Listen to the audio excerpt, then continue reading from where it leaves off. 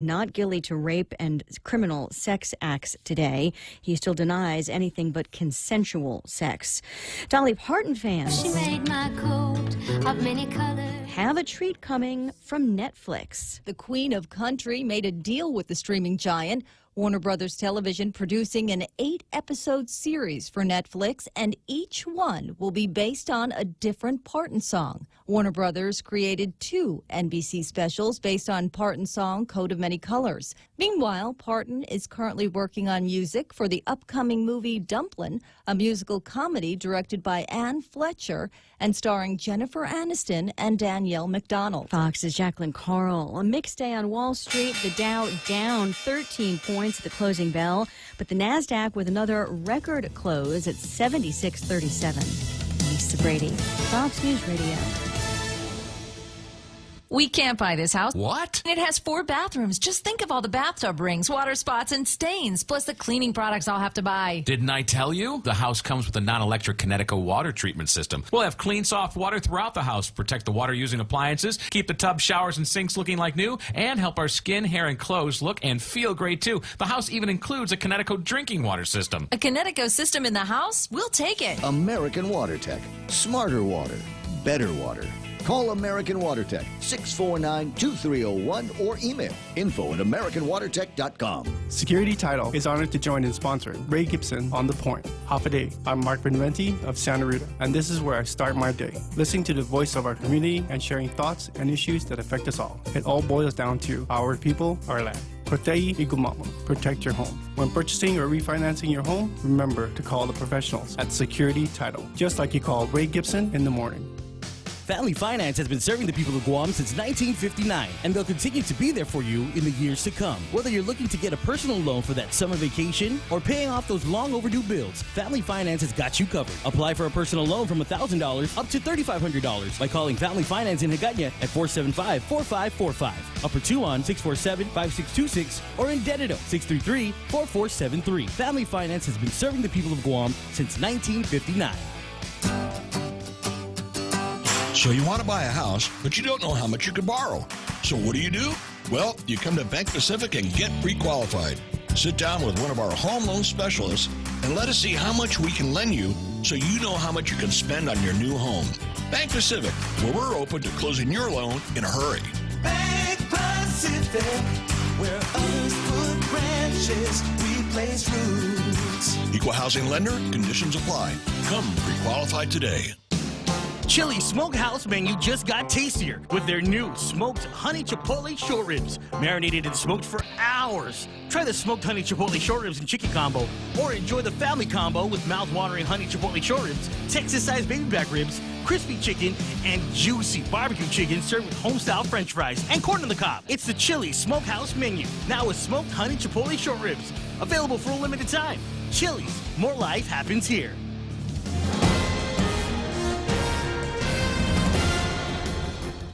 Half a day and good morning, Guam. News time here at The Point is 8 minutes past 6 a.m. this Wednesday morning. I'm Kevin Kerrigan. Here's a look now at some of the top stories from the Guam Daily Post. Elected Public Auditor Doris Flores Brooks has amended the campaign spending reports she filed with the Guam Election Commission, removing certain expenses that were previously itemized as being campaign-related. A few dozen expenses incurred between January and December of last year were removed. They amounted to about $2,000. The items removed were listed as campaign expenses, included dinners and lunches with her staff and colleagues at the Office of Public Accountability, and Soroptimist of Guam dues, which were previously listed as campaign-related. Brooks amended her campaign expense report last Wednesday, the same day that she announced that she is stepping down as public auditor effective Friday in order to run for Guam delegate in Congress on the Republican ticket. Brooks has not yet responded to an emailed request for comment. The University of Guam Presidential Search Committee has announced that Hamid Shirvani has withdrawn from the selection process, and 2 new candidates have been added to the list of finalists, which now include 4 names in all. Shirvani, Thomas Creasy, and Bruce Murphy were the original 3 finalists announced by the search committee in May, but Shirvani's selection came under fire because of his controversial work history that includes allegations of sexual harassment and claims that he has a leadership style that fosters an environment of fear and retaliation. Search Committee Chair William Leon Guerrero said that Shervani was not paid any settlement to withdraw, and he'll be reimbursed only for the cost of the airline tickets to visit Guam that he bought for himself and his wife. AGB Search, the consultant that recommended Shervani and the other candidates, is still a part of the search process, said Leon Guerrero.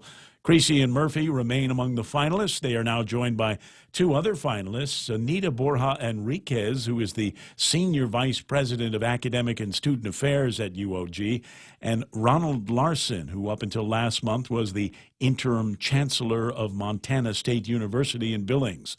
Enriquez and Larson were among the 9 semifinalists.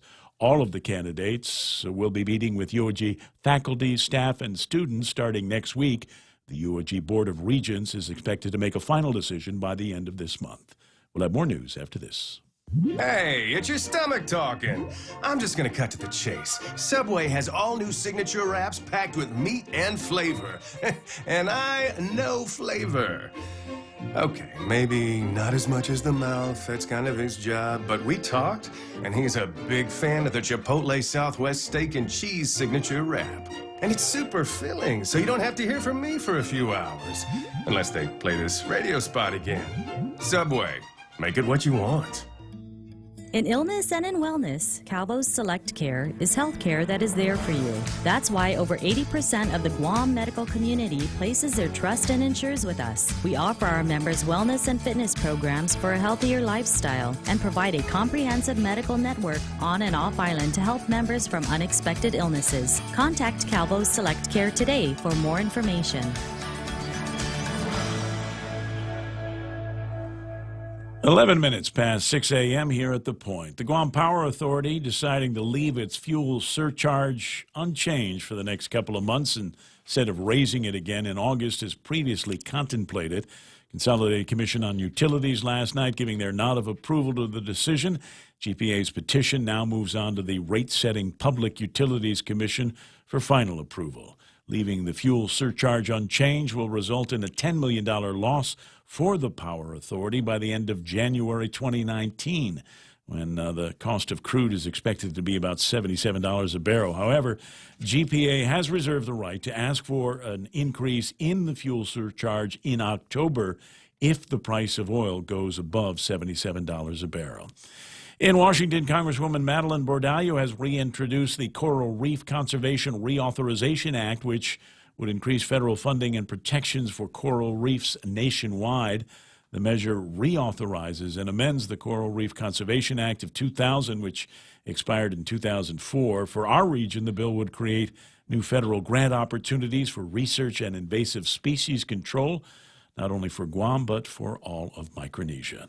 For these stories and more, log on to postguam.com or pick up a copy of today's Guam Daily Post. Here's weather with Ray. Well, thank you very much, Kevin. Mostly cloudy and scattered showers. Isolated thunderstorms today. Winds east up to about 20 miles an hour, shifting to the south and decreasing a bit after midnight. Highs around 87 degrees and overnight lows near 77. There's sunrise this morning at 5:42. Sunset tonight ought to be at 6:46. And we'll take a quick look at the weather map on Facebook Live so that you can see what Michael sees, and maybe he can do some explanation on what that radar is up to. Yeah, what we have here is the National Weather Service radar out of Guam, and the blobbage to the east of us is part of the trough that they're talking about. That's part of the monsoon trough.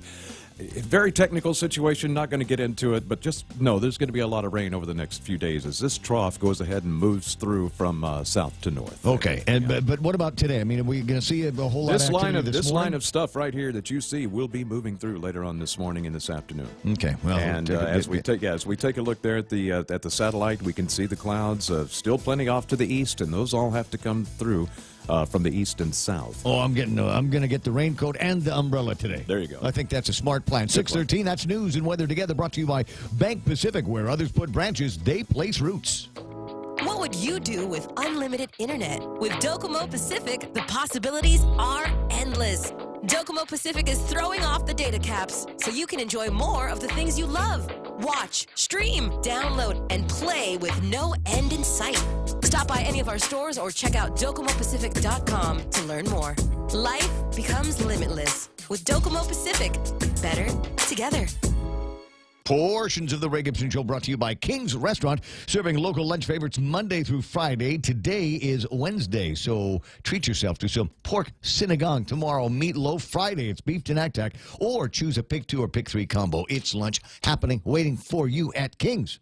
With the largest inventory of rental equipment on Guam, East West Rental Center is sure to have the tool you need to get your job finished quickly. From equipment rental, party rental, parts and service to used equipment, East West Rental Center has what you need. Call East West Rental Center at 646-1463 or visit them online and browse through their online rental catalog at eastwestrental.com. They're located in Upper Tumon, right across St. John's School. East West Rental Center, providing the island of Guam with quality equipment rentals since 1972. Thanks, Albert. Portions of the program also brought to you by American President Lines. APL is shipping the future.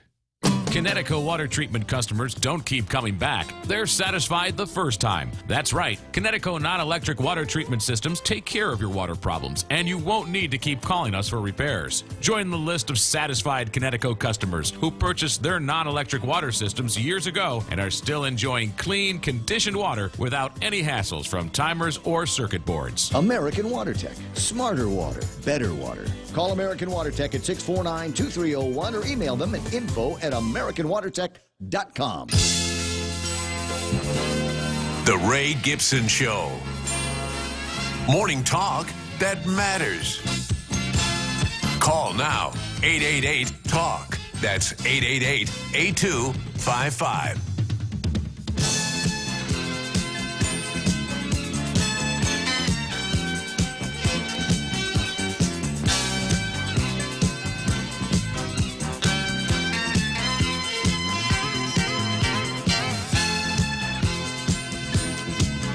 I gotta get comfortable. I gotta find the groove in the seat here and get comfortable because we're gonna be here for 4 solid hours today. Hey, welcome to the Ray Gibson Show on 93.3 The Point. My name is Ray. Working Mike's side with the amazing Kevin Kerrigan from the Guam Daily Post.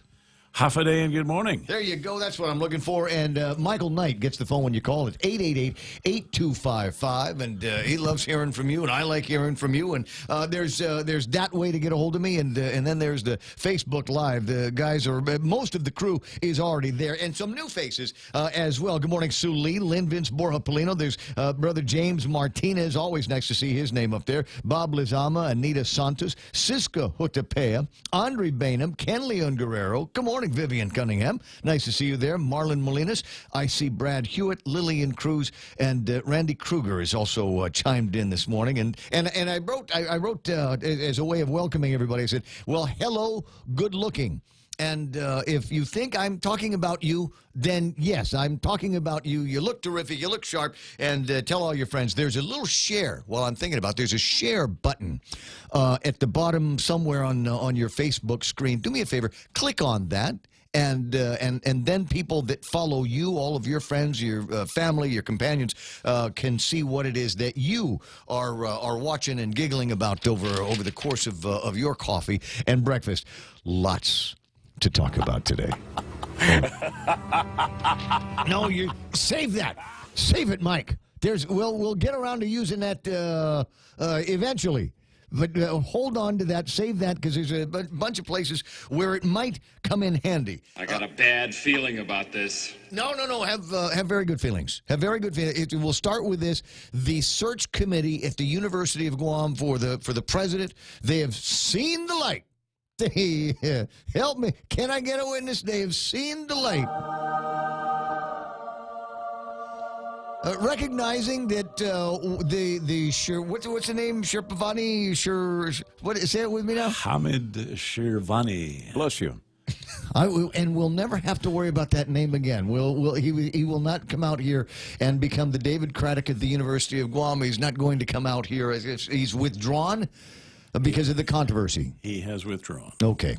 And so the search committee wisely wisely said, well, maybe what we got to do here is see if we can maybe start talking about some of the others. You know, there's this other guy, Ronald Larson. Did you have a chance as a schooled journalist there? Did you have a chance, Kevin, to Google Ron Larson at all yesterday? I have his resume. You have the resume? Yeah. Let's print that out. Cancer for you. cure? Yeah. Rescue cats from trees?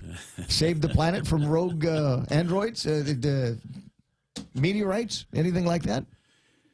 I'll take a look. And not that it's going to mean a whole lot to me. Frankly, as far as I'm concerned, this guy, Ron Larson, is just a name that they had to put in there so they could say, well, we got a couple of other names that we're going to... Oh, look, there's somebody from Guam. How about... Son of a gun! Right up there in the top, in the remaining top four, there's somebody from Guam, Anita Enriquez. Sorry, that's Dr. Anita Enriquez. Last time I heard her speak, she was on the stage at the University of Guam Fieldhouse presiding over the commencement of a number of graduates with significant degrees and some terminal degrees at the university. And we say, thank you very much for the diploma. Thank you very much for the sheepskin. And is it possible that the search committee now has lubricated the process, made it that much easier for them to say, you know, I think after reviewing all of the resumes, the curricula vitae, and all of the academic achievements, it's going to be Anita Enriquez. Anybody want to take a bet on that? Anybody want to take a bet on the thing now? They could not put themselves in a better position. And smart listeners of the program will go, why is this familiar? I'm familiar. This sounds very like a deja vu. I've heard this before. You know why? Because I told you this was what was going to happen a couple of weeks ago, didn't I? I said there's the top three, and they realized that they've stepped in a puddle. Conventional was, I don't know how anybody was rated. I don't know, 1, 2, 3, 4, 5. I don't know how that all worked out. But I figured that Anita or maybe Judy Wonpat, former Senator Wonpat, was going to be up in the top 4. So what they needed to do was get rid of one of the guys in the 3, and then somebody from around here would bubble up, and then that would be the dramatic conclusion to the search for University of Guam president. Right. Now, I'm not telling you that Anita's got the job. Sure. I'm not going to say that. I'm going to say that if we really want to stick to the charter, if we really want to stay close on this and get somebody that has some degree of familiarity, maybe it will be Anita. Who has been running parts of the shop at the University of Guam already, and as we know, because I know she's been up there since the University of Guam was still made of wood, that she's got a pretty good chance of getting this job. So I'd like to say, as part of the morning rant, thank goodness they have seen the light, and now I think we can move forward with at least one character in the top 4 now of the candidates at the University of Guam. Somebody that we know, and frankly, somebody that when it comes to bullets, we'd like to have somebody that we know is from around here, that has got an idea of what it's like to be a student on Guam, and she knows because she got relation around here. So this is going to be something that's worth talking about over the next few days. The other big story, and I'm delighted to be able to report this. We talked with JB last week, and JB from the Guam Power Authority. You might recall the conversation, and the big part of the conversation then was they were starting to look at the numbers associated with fuel. And the numbers that they were looking at apparently are not going up. In fact, they're going down. I just looked at West Texas. West Texas is $65.35. And if I can scan the story in today's Guam Daily Post, that is pretty close to the number that they've got projected for this current LEAC period. So the number that we want to see is $65.23 a barrel, and today West Texas is trading at $65.35 a barrel, which means that the Guam Power Authority is not losing a lot of money on the oil that they use to make the electricity that comes to us. Now, when West Texas goes up, even higher, obviously, then that's when they start to pucker up a little bit, if you know what I mean, and that's where it becomes where they have to have that conversation about increasing the LEAC. But around $65.35, I think that's well within the Power Authority's capacity to absorb that until it's time to true up later in the year. At any rate, it's a fun conversation, and the happiness here is that they're not going to be doing. They've asked for to be able to hold off on that rate hike that they were originally talking about. So I'm happy to tell you, I'm happy to report this morning that that's a piece of good news. Now, there's another piece of good news that I didn't even know was happening, but apparently around us, this is one of the, it's an environment story. Do we have any environment story, sound effects, music, or anything like that? All right. You're going to have to bear with me. No, I don't think that's good. No, we reserved that for the legislature and the fiscal rapid response team from the governor's office. No, not working. All right, we'll get around to it. Just don't panic. Yeah, I need the sound of waves and rustling leaves, but I don't have that one. So this is a big story. One of the most endangered bird species on the planet has hatched in Virginia. Do you know what one of the most endangered bird species are? Try this out. A Guam kingfisher bird. Now, there's a couple of reasons why this stands out in my head. Number one is Kingfisher is the name of a beer that's brewed in India that I like very much, and recognition that we have amongst our environment. Most endangered bird species, the female Guam kingfisher bird, hatched May 17th at the Smithsonian Conservation Biology Institute at Front Royal. There are about 140 kingfishers in the world. Every single one of them are alive because a human is taking care of them. But they're getting them to a point where they're breeding. All existing Guam kingfishers are descended from just 29 individual birds. According to the news release, the birds are territorial, and it has been difficult to match compatible breeding pairs since the brightly colored birds' parents did not display appropriate parenting behaviors, i.e., they wanted to eat the offspring. Keepers artificially incubated the egg and hand-raised the chick. So that in and of itself is an interesting story. I'm going to ask you, if you're on Facebook Live, to take a look at the screen now, because there is footage from the Smithsonian Conservation Biology Institute of the bird actually hatching. And if you're watching it over isn't that beautiful? Isn't that a beautiful thing, Mike? Are you not looking at the miracle of the birth of a female Guam kingfisher? And I presume this one here is either 139 or 140 of the known kingfishers in the world. So break it out of the show. I'm going to leave that up there. But the fact is, he probably would have made a great omelet.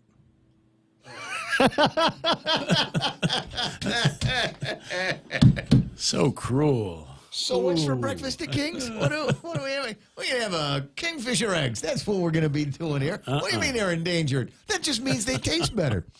So now the other thing about this, the video that you might be watching, see if I can get the link up and share it on the Facebook Live for those of you that aren't, is this now is apparently some kind of viral video. It's on YouTube, and apparently people are going to go and watch this thing because it's just so darn cute. Look at it. They're feeding it now with the thing. They get the little bird and they feed it. I don't know. What did that look like? Spam? That they were feeding the bird just a second ago? Looked a little like it, yeah. But 140 of these things, I couldn't tell you what a grown kingfisher looks like. Obviously, we now know what the little one looks like. But what does a big one look like? Do they not have these up in? I mean, here on Guam, you assume that we've got a problem with the bird population because of the snakes. But do we not have Guam kingfishers living up in Saipan? And can we bring them back? Can we bring them? Is it possible to bring them back? Do what they did with the cocoa bird a few years ago, and take this kind of bird and move it over to Cocos Island. Right? Is something like that we can do? Let me see what everybody is saying on. Brad says, thank goodness for all of those outsiders taking care of the endangered bird. Good morning, Uncle Carl, Auntie Jerry. GPA should operate with the cheapest power plants. Then rate increases can become rate decreases. Okay. All right. So since there's cold, heartless people that we've got. Oh, there's a picture of the Guam kingfisher. Okay, that's a pretty bird. But the cold and heartless people on Facebook Live. Look at me. I played the video of the baby kingfisher bird getting born, and what have I got? I got commentary that people are saying, Simon Sanchez and his group couldn't possibly be happy with the idea that the rates are going to be going down, that they're not going to be able to get a raise. Fellas, we just birthed another Guam kingfisher. Never mind the GPA thing for a minute. Just enjoy this moment of splendor and natural wonder. We've got another kingfisher in the family. Isn't that great? He's just no pleasing some people. 6:28 in the morning on the Ray Gibson Show. Holding now the resume, the biographical information for Ron Larsen with an E. Serves as interim chancellor of Montana State University in Billings from January 2017 until May 2018. Prior to his appointment as chancellor, isn't chancellor the bad guy in the Star Wars movies? Larson served as associate provost at Montana State University in Bozeman, where he was a key member of the senior management team in the MSU Office of Academic Affairs. Does it say if he knows anything about Guam? Has he ever Googled Guam? Does he know anything about it? We got the bio for Dr. Anita Enriquez, and I'll share bits and pieces of that. So it's Anita Enriquez who rescued from the road a Guam kingfisher. It was going to get eaten by a snake, and Dr. Anita Enriquez rescued it. And for that alone, she should be the next president of the University of Guam. Absent facts, I'll make my stuff up. I will. It's 6:29 in the morning. Oh, speaking of facts. Dennis Rodriguez, apparently in the presence of Kevin Kerrigan. I saw a picture of you interviewing Dennis Rodriguez. And he says the email thread that members of the Guam media got yesterday is... Fake. Fake news. Yep. Fabrication. Yep. A hoax. So it's not real. Just somebody with a lot of time. Somebody out to get him. Very clever. Yeah. Well, it's political season, so there's going to be folks that are lining up for everybody. But this is the curious thing. So he says it's a fake. And so when I saw this morning that he was calling it fake news, my first reaction was, oh, well, duh. Of course he's going to say it's fake. It doesn't look good for him. But I wanted to know because there's somebody else in the picture, right? There's another party that is being referred to here, and that is Governor Eddie Jerome Baza Calvo. And so the question that I have, has anybody from Antelope checked in and said it's a fake? I checked with Oya yesterday, and did she give you an answer? Because she didn't give me one. Yeah, well, she implied that it was a fake, that they weren't buying it either. You note that the email address is a Yahoo account. I don't think the governor has a Yahoo account. Right. That was the... There's another thing, too. If someone can get a hold of those emails, someone who knows a little bit about the tech world, and you Ray know about this, they can go into the source code of that email and find out when, where, and how it was formed, where it came from, all that kind of stuff. It's all buried in the I know a guy that kind of has some of those mad hacking skills, and he's doing some of that forensic work. Just as a favor to let me just to see, but it is still in all very, very interesting. But I'm waiting for the hard confirmation from Antelope that they say no, this one here as well is an actual fake, because there have been cases recently where Dennis Rodriguez says something happened and the governor's office said no, it did not happen. So I was wondering if this is one of those as well, and maybe you can discern. I don't know what the scuttlebutt is, what the high and low here is on who it is that we suspect might be sending some of this stuff out. She said yesterday they're not real. They're not real. Okay. Gotcha. It was a clarification I was looking for. That's the comment from Oya yesterday. 6:32 in the morning, and you know what? Let's break away from this happy yak about the birthday of a Guam kingfisher and get into some headlines from the Guam Daily Post. Here's Kevin Kerrigan. Half a day and good morning, Guam. In the headlines from the Daily Post this morning, a few familiar faces turned out last night at the legislature in support of and opposition to a number of bills seeking to revise or repeal the sales tax that's due to take effect on October 1st, and another measure to repeal the liquid fuel tax that went into effect January 1st.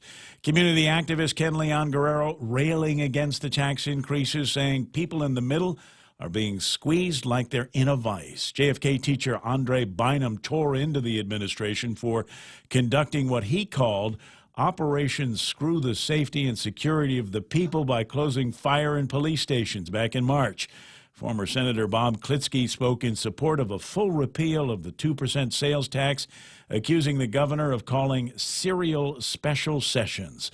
On the other side, DPW Director Glenn Leon Guerrero opposed rolling back the liquid fuel tax because it takes away the only specific designated funding source to repair village streets. And the senior leadership at Guam Memorial Hospital, Administrator and all the others turned out to oppose any repeal of the sales tax. They pointed out that 0.75% of the sales tax would provide the dedicated funding source the hospital desperately needs.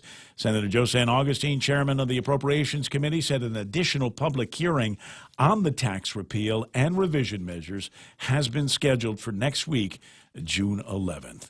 Rotarians getting an overview of the challenges at the island's prison yesterday from DOC Director Tony Lamarena, who told them retaining staff and eliminating contraband are the two biggest problems at the prison. The turnover rate for corrections officers is very high, said Lamarena. There are now roughly 200 guards to watch over about 700 inmates and detainees at the prison. That's about the same number of officers DOC had 20 years ago when there were only 300 inmates, he said. A candidate update from the Guam Election Commission picking up campaign packets recently. Ian Dale Cotling for senator as a Republican. A candidate packet for senator was picked up by Celestine Babauta, a Democrat. Senate candidate packet also picked up for former Senator Tello Taitigui, a Republican. Candidate packet for CCU commissioner was picked up for Joey Charfaris. And Senator Tom Atta, who is not seeking re-election, and former Senator John Uggan have signed on as campaign co-chairman for gubernatorial candidate Lou Leon Guerrero and her running mate, Josh Tenorio. Primary election set for August 25th, less than 3 months away. For these stories and more, log on to postguam.com or pick up a copy of today's Guam Daily Post. I think that's a good idea. At 6:35, that's iConnect time. Connect longer for less with iConnect's push-to-talk and mobile plans. At Micronesia Renewable Energy, values matter. So all of their solar energy systems come with guarantees and the most value. No shortcuts, all quality. It's giving you that solar energy system at the best price. It's using highly efficient solar panels with typhoon-proven racking, built by highly skilled local technicians, so your system performs and saves you money. It's total peace of mind all the time. Not all solar companies are created equal. For experienced quality solar, it's MRE. Call 632-2613. MRE, the smarter choice. Hey, Father's Day is coming up at Cold Stone Creamery. Dads, take the cake for Father's Day.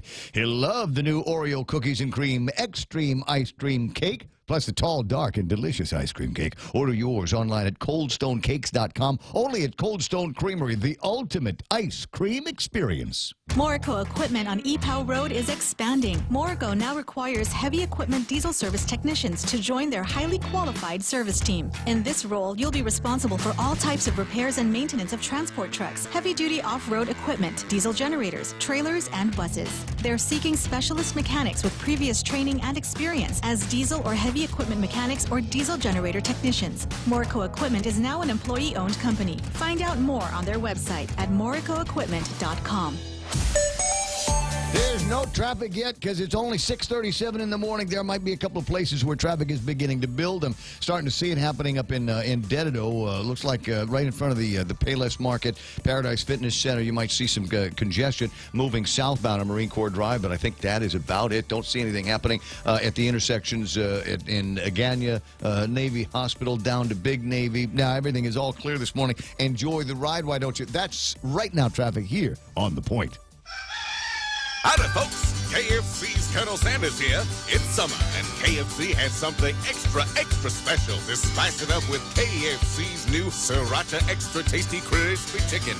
Yep, we kicked up our Pika chicken a notch with Sriracha. Sriracha! It's spicy, tangy, and sweet. You've never had Sriracha like this before, so spice up your summer with KFC's new Sriracha Crispy Chicken.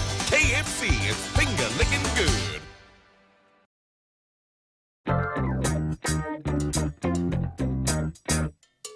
The Ray Gibson Show. Call now, 888-TALK. That's 888-8255. Hey, don't be shy. I don't bite. I don't bite back. I just like the conversation. I like the debate. I like having some fun with you and playing tag on some of the issues. 888-8255. Facebook Live. Email is Ray Gibson Radio. No, I'm sorry. Wait a second. You can use that one. But this one here, if you want it to go right to the radio show, because it's raygibsonshow@gmail.com. That's the easy way to get a hold of me on that one. Or you can just, type in something on the Facebook Live. Ramona Nakamura is there. I see Randy Smith is back. Welcome back, old friend. Jimmy Camacho Moylan, Eunice Mendiola, Terry Quintanilla, all the way from California's Marvick Pareja, who is out looking for my friend Myra from the Guam Running Club. Myra, if you would, join us here, and you guys can link up. Florence Cruz is chiming in. Doesn't say where she's from. She says, it's Cruz. I assume that you're from around here. But it's good to have everybody online here this morning. 888-8255, as I say, as we go into this. I'm delighted to see that the usual suspects were out in good form yesterday over at the Guam legislature to be in front of members of the legislature to tell them it is time for us to get rid of this cockamamie idea that we have to support the government of Guam with this additional increase in the business privilege tax and the potential for even more taxation on us poor bystanders, watching the big spend over at the legislature. And among them was former Senator Bob Klitsky. Good morning, Bob. How'd you do yesterday? Well, I survived. It was from 5 o'clock, and I didn't get home till 9 o'clock last night, so it was a long day. Well, I bet it was. I wonder why they had it so late.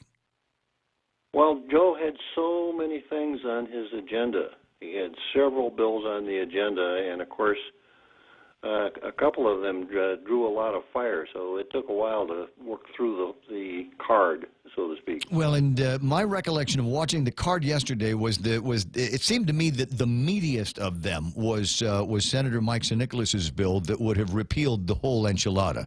I'm wondering why they didn't start with that, because if they'd have started with that, would kind of, if they start with that in the process at the legislature, it would render all of the other ones virtually moot. Great minds reached the same result, Ray, because there were two other bills that dealt with ameliorating the sales tax, and I submitted about 2 paragraphs on those bills saying, forget about these bills because 262 provides a complete solution. Mm-hmm. There's no sense tinkering around with something that's fatally broken, so forget about those two. And as I was about to testify, Senator Fernando Esteves withdrew one of his bills. Oh. So I remarked that either there was a leak in my top secret organization here where we prepared testimony, or Senator Fernando Esteves and I were in some sort of a telepathic connection. You were all synced up on the right frequency, I suppose. I'm delighted to hear. That. Of course, he probably needs all of his administrative power there, whatever's left over at the legislature, to go on with the gender ambiguity bill. Yes, I think that's probably one of the. If you got to stand on a rock and fight for something, I think he's decided which one he's going to fight for. He's kind of got a take no prisoners attitude on that one. Yeah, going to go for broke on that one. So now, were you able to come up with because I know you are like me, hesitant to repeat yourself. So were you able to come up with new ways of saying about the same thing? That this disaster that was presented to the legislature by the governor's office was unnecessary and needs repealing. How did you summarize the concept this time? Well, let me see if I'm searching around here, seeing if I can put my hands on that testimony, and maybe I can. Just give me a half a second here, Ray. That's all right. I got plenty of time. Listen, we got all kinds of time, and Ken Leon Guerrero is standing by to back you up. He's at the ready to back you up on this. Mm-hmm. So what I did was I really attacked sort of the process by which the governor brought all of this stuff forward. And at one place in my testimony, I said that I had too much love and respect for canines and equines to call it what it really was. In other words, the governor's long dog and pony show was I thought extremely inappropriate for what we were dealing with. I thought I characterized the performance by the hospital as something using a script prepared by Ringling Brothers Barnum and Bailey. If you'll recall, the black armbands, the white coats, all of those things. It was the hearse parked in front of the legislature, for heaven's sakes. Exactly, the hearse parked in front of the legislature. It was all, I thought, very dramatic to no positive effect at all. Especially after we went through the serial special sessions, bill after bill after bill. The boys' choir singing that the sky is falling, and then when we went through all of this, we found out that the government had not been collecting taxes, and that even though the very bill that increased or that added the sales tax to the mix gave the governor great powers to reorganize, fix, shuffle around, economize, etc., he had done nothing.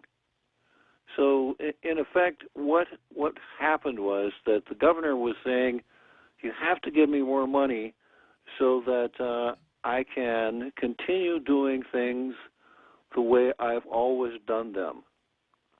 And I think my attitude or my approach or my evaluations was pretty typical of the way an awful lot of people felt about the whole thing. Well, I remember saying out loud here in the radio at the time that there was not going to be a change. We go through this crisis all the time, and we parade out the idea that there are going to be sweeping changes, and we're going to have the conversation finally about reorganization of the government of Guam and perhaps the elimination of this chronic challenge that we have to make ends meet around here, and it never happens. And the worst thing is, and I'm going to try to squeeze these two together because they go together in my head. I've been looking at the executive summary of the latest public auditor's report that talks about how the government of Guam has very generously dug out of its own pockets to pay really excessive numbers for employees and retirees' health care here on Guam. And everybody's, well, it's the government of Guam, and it's the GovGuam's money. It's not. That's taxpayer money. That's taxpayer money, and nobody is looking out for us. And it seems to me that when we are called to speak, either in a public forum like the radio or a public hearing like they have over at the legislature, is chronically and consistently get ignored. Well, I think the legislature really, I think this was as much a lesson for them as it was for all of us, because I think they really felt like they kind of got burned in the whole process. No one actually said that. But that was kind of the sense that I had, and I think that's why both Tom Atta and Joe San Augustine, who is the author of the bill, have done a turnaround on it. Recognize, without saying so, that they were, I'll use Andre's words here, bamboozled and hoodwinked. Love that. Baba. Baba, talk to you pretty soon, Senator. You have a great day. Thank you very much, Ray. I appreciate you staying up late over at the legislature. I know it's hard for young men at your age to keep the lights on. For heaven's sakes, I was in bed at 9 o'clock last night. 6:47. Among the other voices, the familiar faces, it says in the Guam Daily Post today, was Ken Leon Guerrero. Good morning, Ken. Good morning. So how did you represent, without repeating yourself, basically the same story about how, as I said, the unnecessary treatment of this issue from the governor's office down to the legislature? How did you present your side last night? Well, I just basically pointed out the duplicity of our chief tax officer. You know, on one hand, he's screaming that layoffs are imminent. We're days away from evicting people from Guam Memorial Hospital for no medicines and the inability to pay the staff. We're shutting down schools. We're shutting down police and fire stations. And then through the process, we learned that, at the same time he's screaming emergency, he added $6 million to the payroll.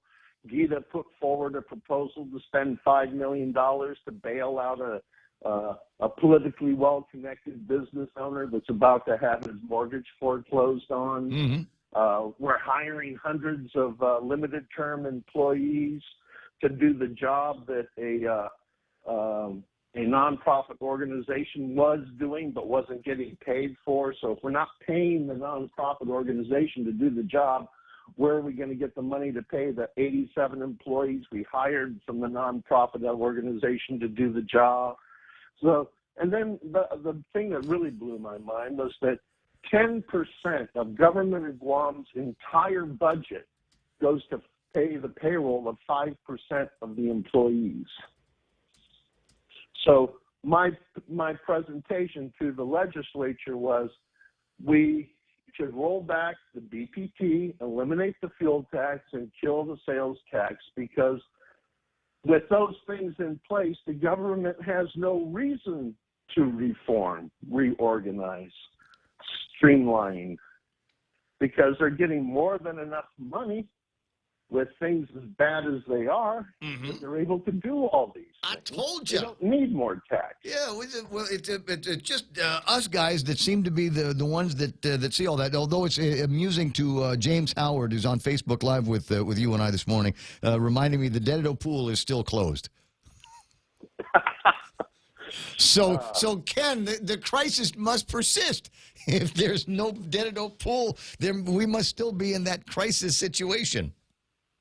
Well, the real crisis is trying to salvage something out of this debacle to save Ray Tenorio's campaign, because all this stuff that's happening is going to be reflected onto Ray Tenorio, because he's standing there shoulder to shoulder, forcing this load of crap through the goose.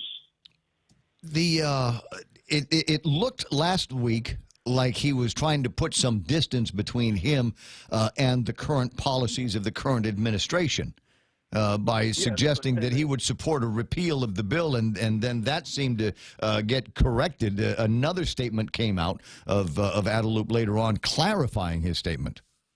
Well, that's because he got taken to the woodshed, bent over the sawhorse, took his punishment like a good puppet, and then clarified his statement. Yeah, it's a little too early for a visual like that, Ken. I appreciate it, but all right.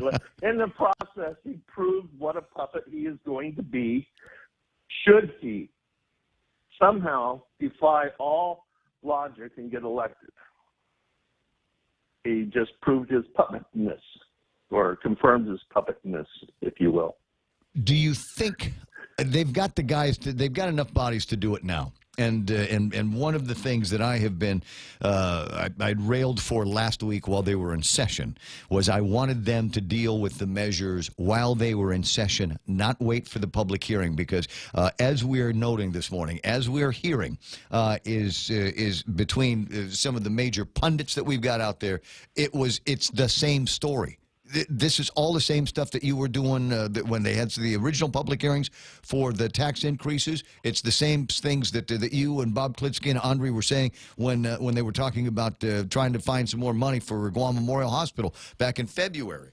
So it seems to me we don't need to have any more public hearings on this. They could have dealt with this, should have dealt with it in session last week. So the people of Guam are going to wait a little bit longer. And what's going to happen is there will be another one of these CSCS reports that are going to come out, and it's going to talk about how much fatter the deposits into the government of Guam are right now because of this increase in the BPT, and everybody's going to get used to that extra scratch. They're going to get used to that extra money, just like everybody else does in the world, and say, well, I know we're in kind of a hard time, but I sure do like seeing this money coming in, and maybe we'll hold on to this increase in the BPT for a little bit longer. And we're going to continue to get screwed on this. Well, they're going to try to hold on to it as long as they can, so that they can try to build up Ray. through all like the 87 people that just got hired and the 123 people that just got pay raises, and now this business owner that's about to get a golden parachute before he is building is foreclosed on. So there are all kinds of things out there that should not be done. I mean, it's like the special election to replace Doris. We're going to go and spend over $100,000, maybe get 9,000 or 10,000 people to vote for a person who's going to sit in office for a month or two, maybe not even that long. Yeah. And, we could do a lot more things of more value to the community for $100,000. Like, hey, refill the prescriptions at Guam Memorial Hospital. To reopen the Dededo pool. Yeah. There's a lot of things we could do. I remember during the testimony on Bill 340 in the 33rd, where Guam Memorial, the governor and Dennis submitted a bill to borrow $45 million to pay $19 million of vendors' payments. So what we're looking at is, how did OPA survive when Doris took 2 weeks off or 3 weeks off? Why do we need to have a special election this close to an election? I don't know. That was something that happened over my long weekend in Hong Kong, so I wasn't really paying attention to it. You remind me. I gotta get. Defected from Guam? I defected for a short time. I was just there long enough to wipe out the supply of Asahi beer in Hong Kong.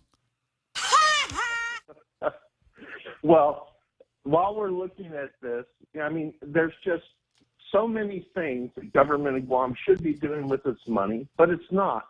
And what it's doing is using this increased tax money to cover their own failings, because it seems like every time the auditor issues a report, we're finding more money that wasn't collected, or we're finding more money that was spent that shouldn't have been spent. Mm-hmm. I don't know if we can survive till the end of this administration. Well, we can, because we've got the increase in the BPT.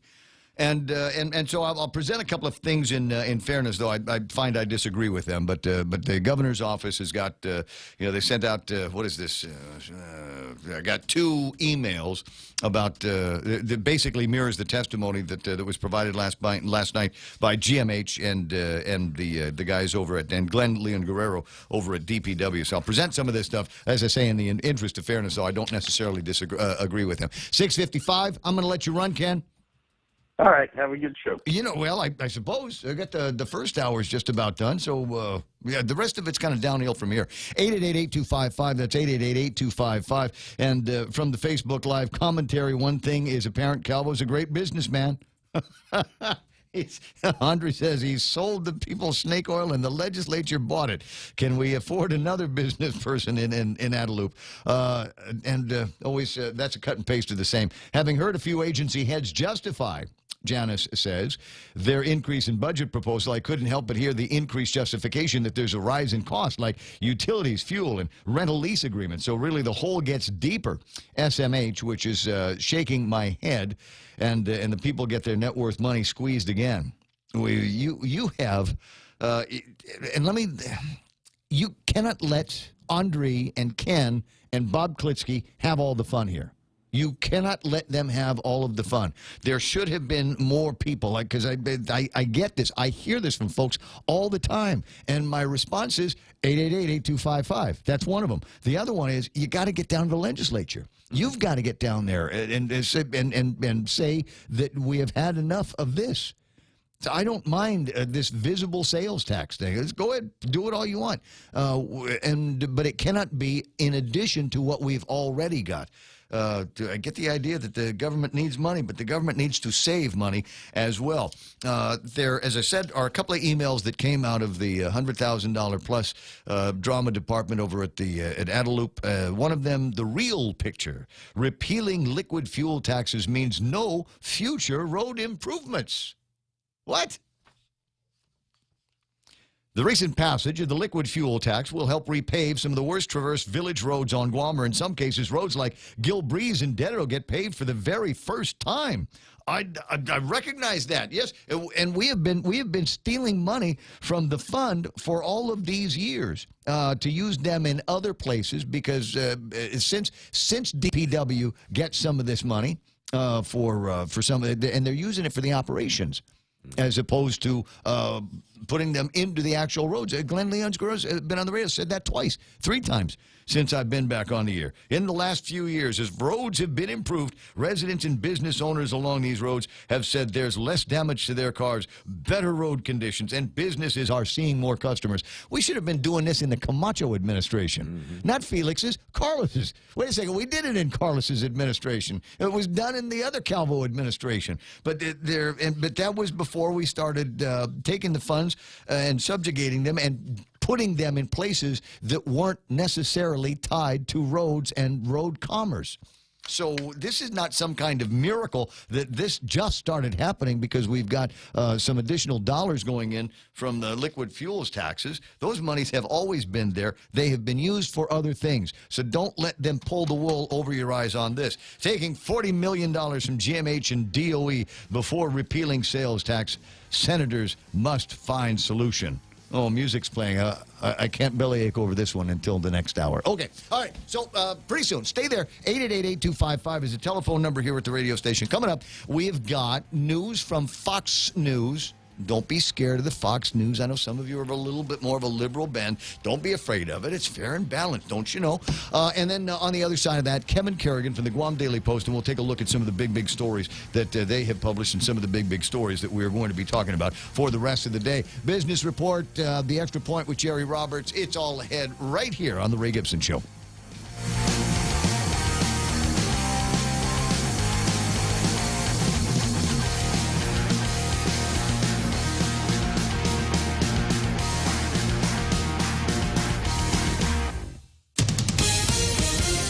Live from New York, The Fox Report. And Lisa Brady. The first polls close 3 hours from now as 8 states hold primaries, setting ballots for the November midterms with some national issues in play, including trade. Just because you assume that one thing is true, in other words, a protectionist policy from the White House is going to hurt somebody, the president and Republicans politically, doesn't necessarily mean it's going to play out that way. Fox Business Network's Colin McShane in Dubuque, Iowa. And speaking to people, the president, among his supporters at least, has built up a lot of equity with tax cuts, with deregulatory policies, where that support seems to still be solid from the people who supported them in the past, and they're cutting him some slack and willing to see how this trade debate and trade discussion will play out over a matter of time. I've been a little bit surprised by it. California, Alabama, Mississippi, Montana, New Jersey, New Mexico, and South Dakota also voting today. Live coverage of the results tonight here on Fox News. The president holds a celebration of America after canceling an event with the Super Bowl champs. We stand together for freedom. We stand together for patriotism. The White House says the Eagles were disinvited after all but a handful of the team said they wouldn't attend a White House event. The president also referencing the national anthem controversy in tweets. Eagles safety Malcolm Jenkins says it's a lie to paint the players as anti-America and anti-flag. Hundreds more homes destroyed overnight by lava from Hawaii's Kilauea volcano. It's not stopping. It keeps spreading out. It might flow. The lava fountains might not reach as high as they were, but the lava just keeps spreading, and it's pouring into the ocean right now. Fox's Jeff Paul on the Big Island. No injuries reported. The Dow slips 13 points, but the S&P up a point, and the NASDAQ with back-to-back record closes up 31 today to 76.37. On the Fox Report, fair and balanced. At Micronesia Renewable Energy, values matter. So all of their solar energy systems come with guarantees and the most value. No shortcuts, all quality. It's giving you that solar energy system at the best price. It's using highly efficient solar panels with typhoon-proven racking, built by highly skilled local technicians, so your system performs and saves you money. It's total peace of mind all the time. Not all solar companies are created equal. For experienced quality solar, it's MRE. Call 632-2613. MRE, the smarter choice. Hey, it's your stomach talking. I'm just gonna cut to the chase. Subway has all new signature wraps packed with meat and flavor. And I know flavor. Okay, maybe not as much as the mouth. That's kind of his job. But we talked, and he's a big fan of the Chipotle Southwest Steak and Cheese signature wrap.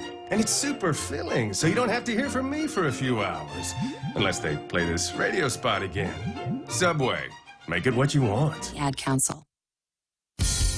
Most of the Senate's summer break is being scrapped by the Republican leader in what some Democrats say is just an effort to keep them off the campaign trail. Majority Leader Mitch McConnell spoke plainly about canceling the usual August recess. I think we have enough work to do for the American people that we should be here during these weeks. He says Democratic obstruction has put issues like the budget and health care reform behind schedule, and senators need the time to work.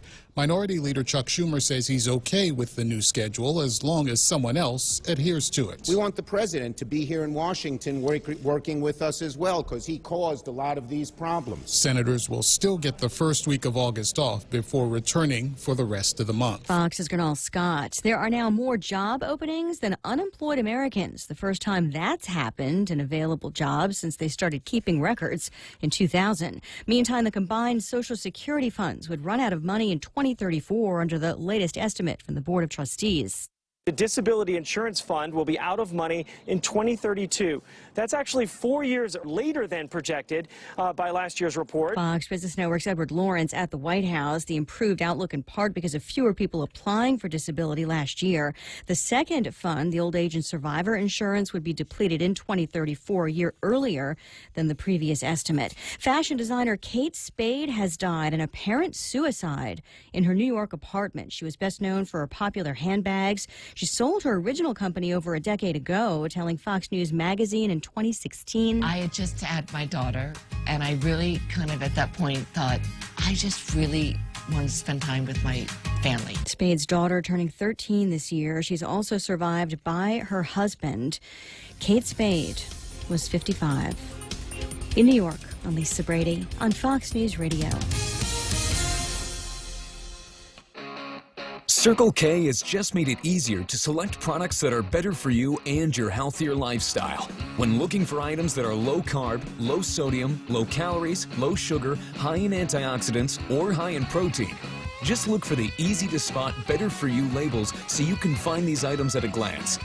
Come by and see for yourself. It has never been more convenient to fill up on anything and everything that are better for you. Circle K. Take it easy. Morico Equipment on EPOW Road is expanding. Morico now requires heavy equipment diesel service technicians to join their highly qualified service team. In this role, you'll be responsible for all types of repairs and maintenance of transport trucks, heavy-duty off-road equipment, diesel generators, trailers, and buses. They're seeking specialist mechanics with previous training and experience as diesel or heavy equipment mechanics or diesel generator technicians. Morico Equipment is now an employee-owned company. Find out more on their website at moricoequipment.com. Connecticut water treatment customers don't keep coming back. They're satisfied the first time. That's right. Connecticut non-electric water treatment systems take care of your water problems, and you won't need to keep calling us for repairs. Join the list of satisfied Connecticut customers who purchased their non-electric water systems years ago and are still enjoying clean, conditioned water without any hassles from timers or circuit boards. American Water Tech. Smarter water, better water. Call American Water Tech at 649-2301 or email them at info@americanwatertech.com. Security Title is honored to join in sponsoring Ray Gibson on The Point. My name is Alicia Blas from Agate, and this is where I start my day, listening to the voices of our community and sharing thoughts about issues that affect all of us. It all boils down to our people and our land. Putehi Igomamu. Protect your home. When purchasing or refinancing your home, remember to call the professionals at Security Title, just like you call Ray Gibson in the morning. Family Finance has been serving the people of Guam since 1959, and they'll continue to be there for you in the years to come. Whether you're looking to get a personal loan for that summer vacation or paying off those long overdue bills, Family Finance has got you covered. Apply for a personal loan from $1,000 up to $3,500 by calling Family Finance in Hagåtña at 475-4545, Upper Tuon 647-5626, or in Dededo 633-4473. Family Finance has been serving the people of Guam since 1959.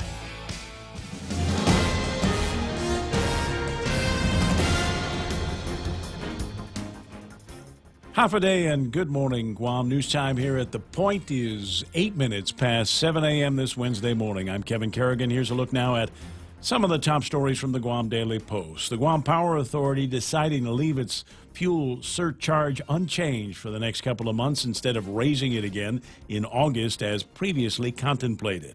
The Consolidated Commission on Utilities last night gave their nod of approval to the decision. GPA's petition now moves on to the Rate-Setting Public Utilities Commission for final approval. Leaving the fuel surcharge unchanged, however, will probably result in a $10 million loss for the Power Authority by the end of January 2019. The cost of crude is expected to be about $77 a barrel if it stays there. However, GPA has reserved the right to ask for an increase in the fuel surcharge in October if the price of oil goes above $77 a barrel. Elected Public Auditor Doris Flores Brooks has amended the campaign spending reports that she filed with the Guam Election Commission, removing certain expenses that were previously itemized as being campaign-related. A few dozen expenses incurred between January and December of last year were removed. They amounted to about $2,000. The items removed included dinners and lunches with her staff and colleagues at the Office of Public Accountability and Seroptimus of Guam dues. They were previously listed as campaign-related expenses. Brooks amended the report last Wednesday, on the same day that she announced that she is stepping down as public auditor effective Friday in order to run for Guam delegate on the Republican ticket. Brooks has not yet responded to an email request for comment. We'll have more news after this. What would you do with unlimited internet? With Docomo Pacific, the possibilities are endless. Docomo Pacific is throwing off the data caps so you can enjoy more of the things you love. Watch, stream, download, and play with no end in sight. Stop by any of our stores or check out DocomoPacific.com to learn more. Life becomes limitless with Docomo Pacific. Better together. So you want to buy a house, but you don't know how much you could borrow. So what do? Well, you come to Bank Pacific and get pre-qualified. Sit down with one of our home loan specialists and let us see how much we can lend you so you know how much you can spend on your new home. Bank Pacific, where we're open to closing your loan in a hurry. Bank Pacific, where others put branches, we place roots. Equal housing lender, conditions apply. Come pre-qualified today. 10 minutes past 7 a.m. here at The Point. A few familiar faces turned out last night at the legislature in support of and opposition to a number of bills seeking to either revise or repeal the sales tax that's due to take effect on October 1st, and another tax to repeal another measure to repeal the liquid fuel tax.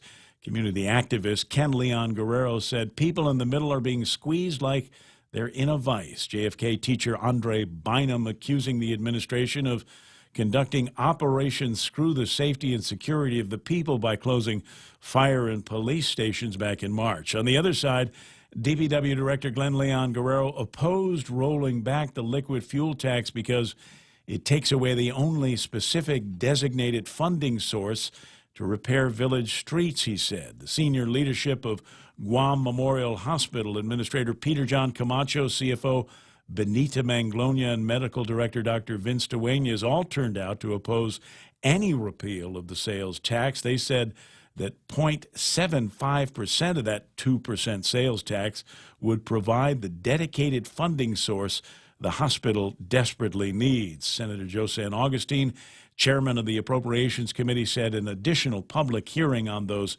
tax repeal and revision measures has been scheduled for next week, June 11th. Democratic gubernatorial candidate Senator Dennis Rodriguez Jr. dismissing a string of purported email exchanges between him and Governor Calvo as fabricated. He said he never sent any of those emails.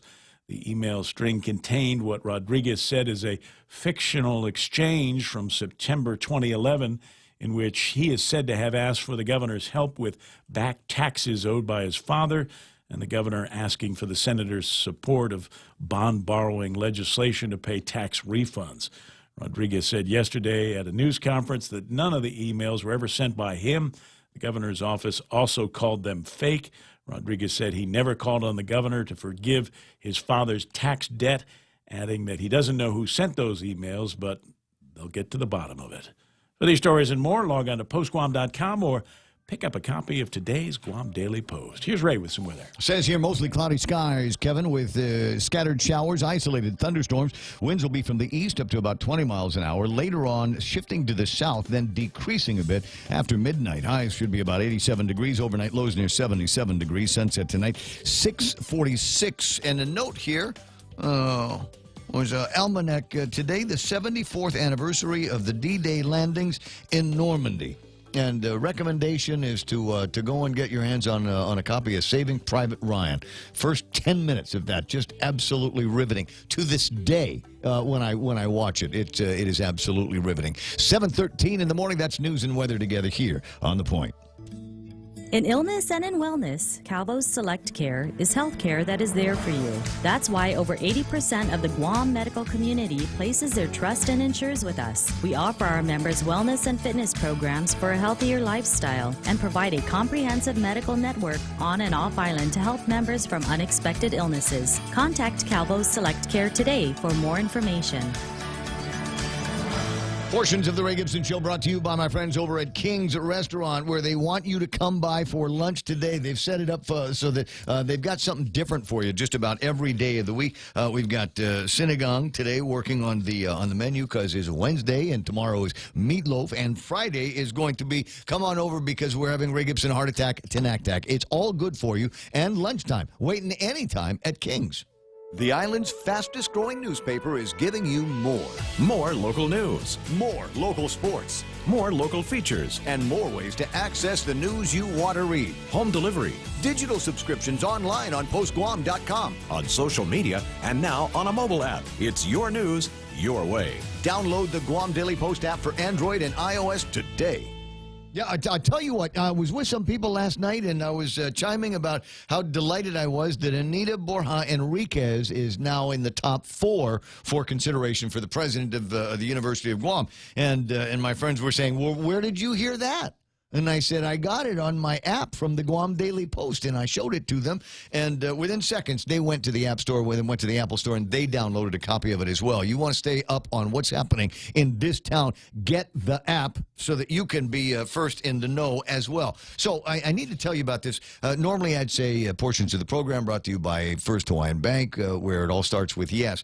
But I just got word this morning, and if you've been listening to Fox News, they're now talking about destroyed homes in the hundreds in Kilauea. I guess something boiled over. A lot of resort places, I guess, that were nailed in this last big flow. Yeah, what happened is the fissures 8 and 7's still been going, 21 as well. This means nothing to us because we're not there. But basically, there are 3 fissures that are pouring out lava, and it's starting to move and has moved south.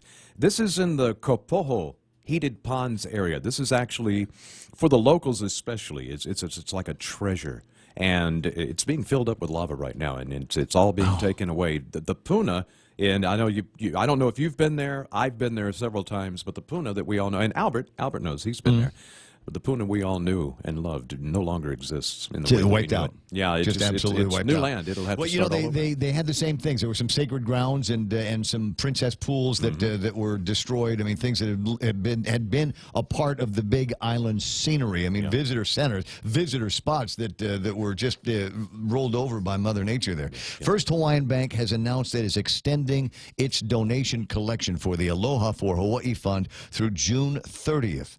All First Hawaiian Bank branches in Hawaii, Guam, and Saipan are accepting monetary donations to support the Kilauea volcano relief efforts on the Big Island, and it just keeps getting worse and worse and worse for those folks out there. So when you go by First Hawaiian Bank today, 2 things. Tell them in the drive-thru in the Mighty branch, there's a thing that says they're going to be closed on Memorial Day, which was a month ago. Yeah. So have them take that sign down, and then go find Ed Antalan and put some money in his hand and say this goes to the Aloha for Hawaii Fund. Again, the fund drive has been extended through June 30th. I think the scariest part about it all is that we still have no idea when this is all going to stop. Yep. So. Never. Yeah. It's a ring of fire. It's there. Sorry. It's been going on for a long time, and it will continue for a long time. With the largest inventory of rental equipment on Guam, East West Rental Center is sure to have the tool you need to get your job finished quickly. From equipment rental, party rental, parts and service to used equipment, East West Rental Center has what you need. Call East West Rental Center at 646-1463 or visit them online and browse through their online rental catalog at eastwestrental.com. They're located in Upper Tumon, right across St. John's School. East West Rental Center, providing the island of Guam with quality equipment rentals since 1972. News to fill your mind. Talk to get it out. The Ray Gibson Show. I had one of those mind-driving moments yesterday. You know what's mind-driving, right? Where you're in the car and you're just going with no particular... I had a particular destination in sight, and I don't know why. I was mentally distracted by something that was going on in my head. And so where exactly was I? You know where... the 76 is Circle, the gas station up in Sinahanya. You get the Mobile on one side, 76 on the other. And I was headed down the hill towards Agana about 3:30 in the afternoon. Maybe you saw me. Maybe actually it was closer to 4. Maybe you're the guy in the car next to me that honked the horn. So I'm in the middle lane. You get the turning lane on my left-hand side to go into Gibson Lane in Sinahanya, and then you've got my lane and then another lane that goes straight into Agana. Nice, right? And so the turning lane guy, his light went green.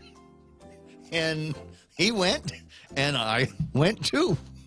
And I pull out in the middle of traffic, and the guy next to me starts honking the horn, and all I could think of was, "I'm sorry, man, I'm committed already. I've missed the chance to stop and just turn around and make sure he's not a police officer, because that would have been an absolute disaster for me. I'm sorry, but I was also thinking about the drive-through over at First Hawaiian Bank, and that got me thinking about a friend of mine. Have you ever done this? Where you're going through the drive-thru at the restaurant. I remember once I went all the way through, and the car in front of me went, and there was plenty of room, so I went too, and I realized that the ordering thing was behind me. I'd passed the ordering thing. You just kind of get up there and say, I'm here to pick up the food that I didn't order. I was a little undecided back there. Yeah. Now I know. What, can you fix me up a Big Mac real fast? Guy says, this is Burger King. No, I can't. It was a bad day. 20 after 7 o'clock in the morning, the Ray Gibson Show. We get to Jerry Roberts in the extra point here in a second, but I did want to go over some of the numbers. Great day for the NASDAQ. One of the NASDAQ's component is...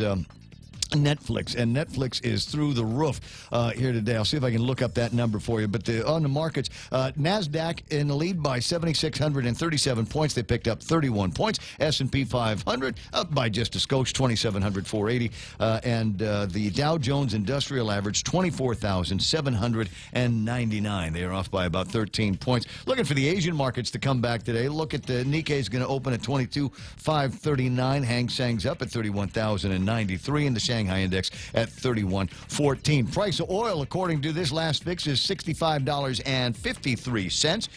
And that is a pretty good number, not too far away from what it costs for us to actually buy it and keep the lights on in the Guam Power Authority. So keep an eye on that figure. TAP is still at $78.06. Where was that yesterday? So down by about 30 cents from where it was yesterday, but it needs to inch down even more before I think you and I are going to get a break on the price of gas. Unless the guys over at the legislature take a look at the recent legislation that Tommy Morrison passed to increase the liquid fuels tax.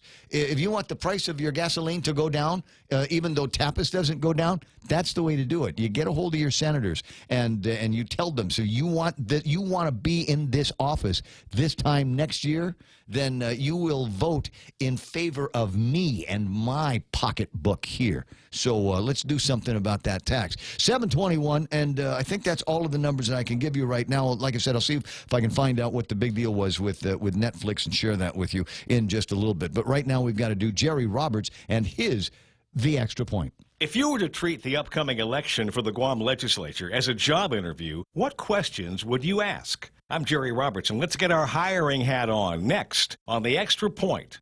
Some questions should relate to specific job issues and what results we want. and others should deal with general workplace and behavioral matters. Let's get started. 1. Healthcare costs continue to rise, and most health problems stem from lifestyle choices. How can you attack this problem? 2. What changes would you immediately implement to benefit our educational system? 3. Guam's crime rate is growing, and we're seeing an increased level of violent acts. How will you combat this? 4. Guam has a housing crisis. How would you solve these 3 issues? Reducing the homeless population, fixing the Chamorro Land Trust Commission problems, and creating truly affordable housing for middle and lower income families.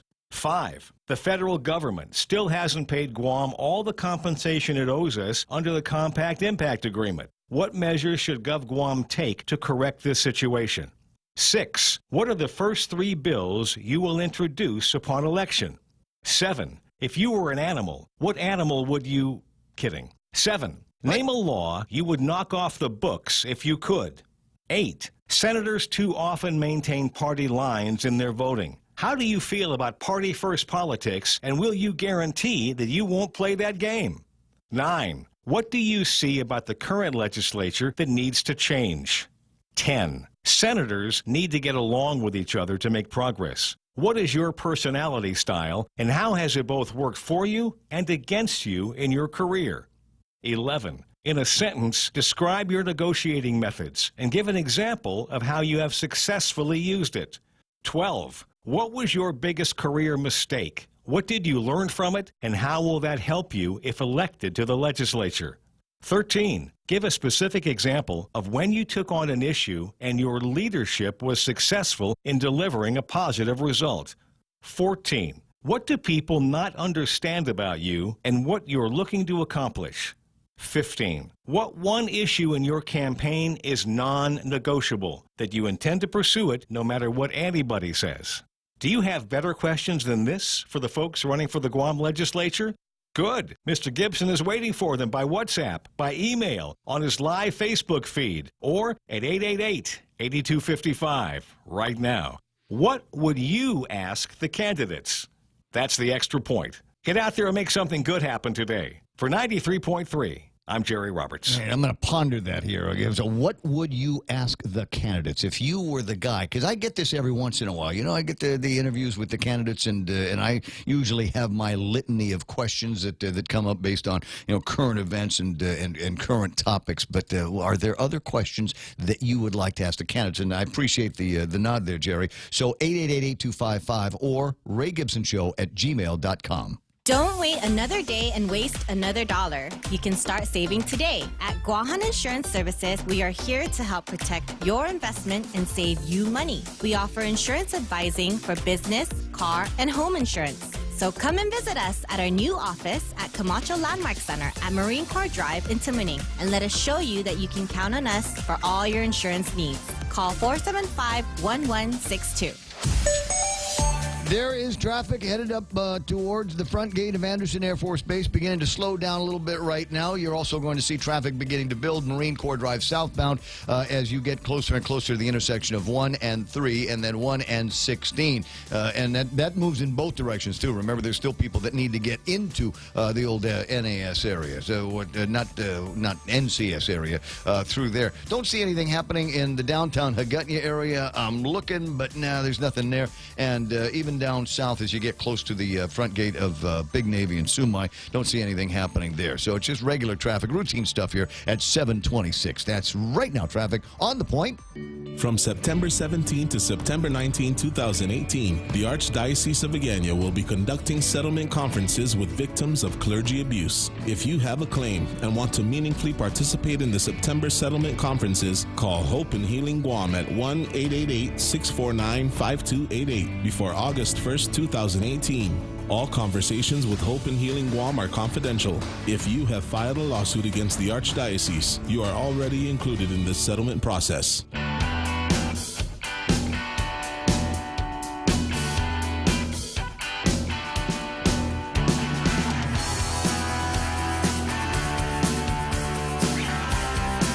So I got a couple of options to keep you entertained and amused and informed in just a little bit. I might, before the end of the program, play the video of the kingfisher bird being born again. I mean, not born again in like a Christian way. I just, excuse me for getting it right the first time.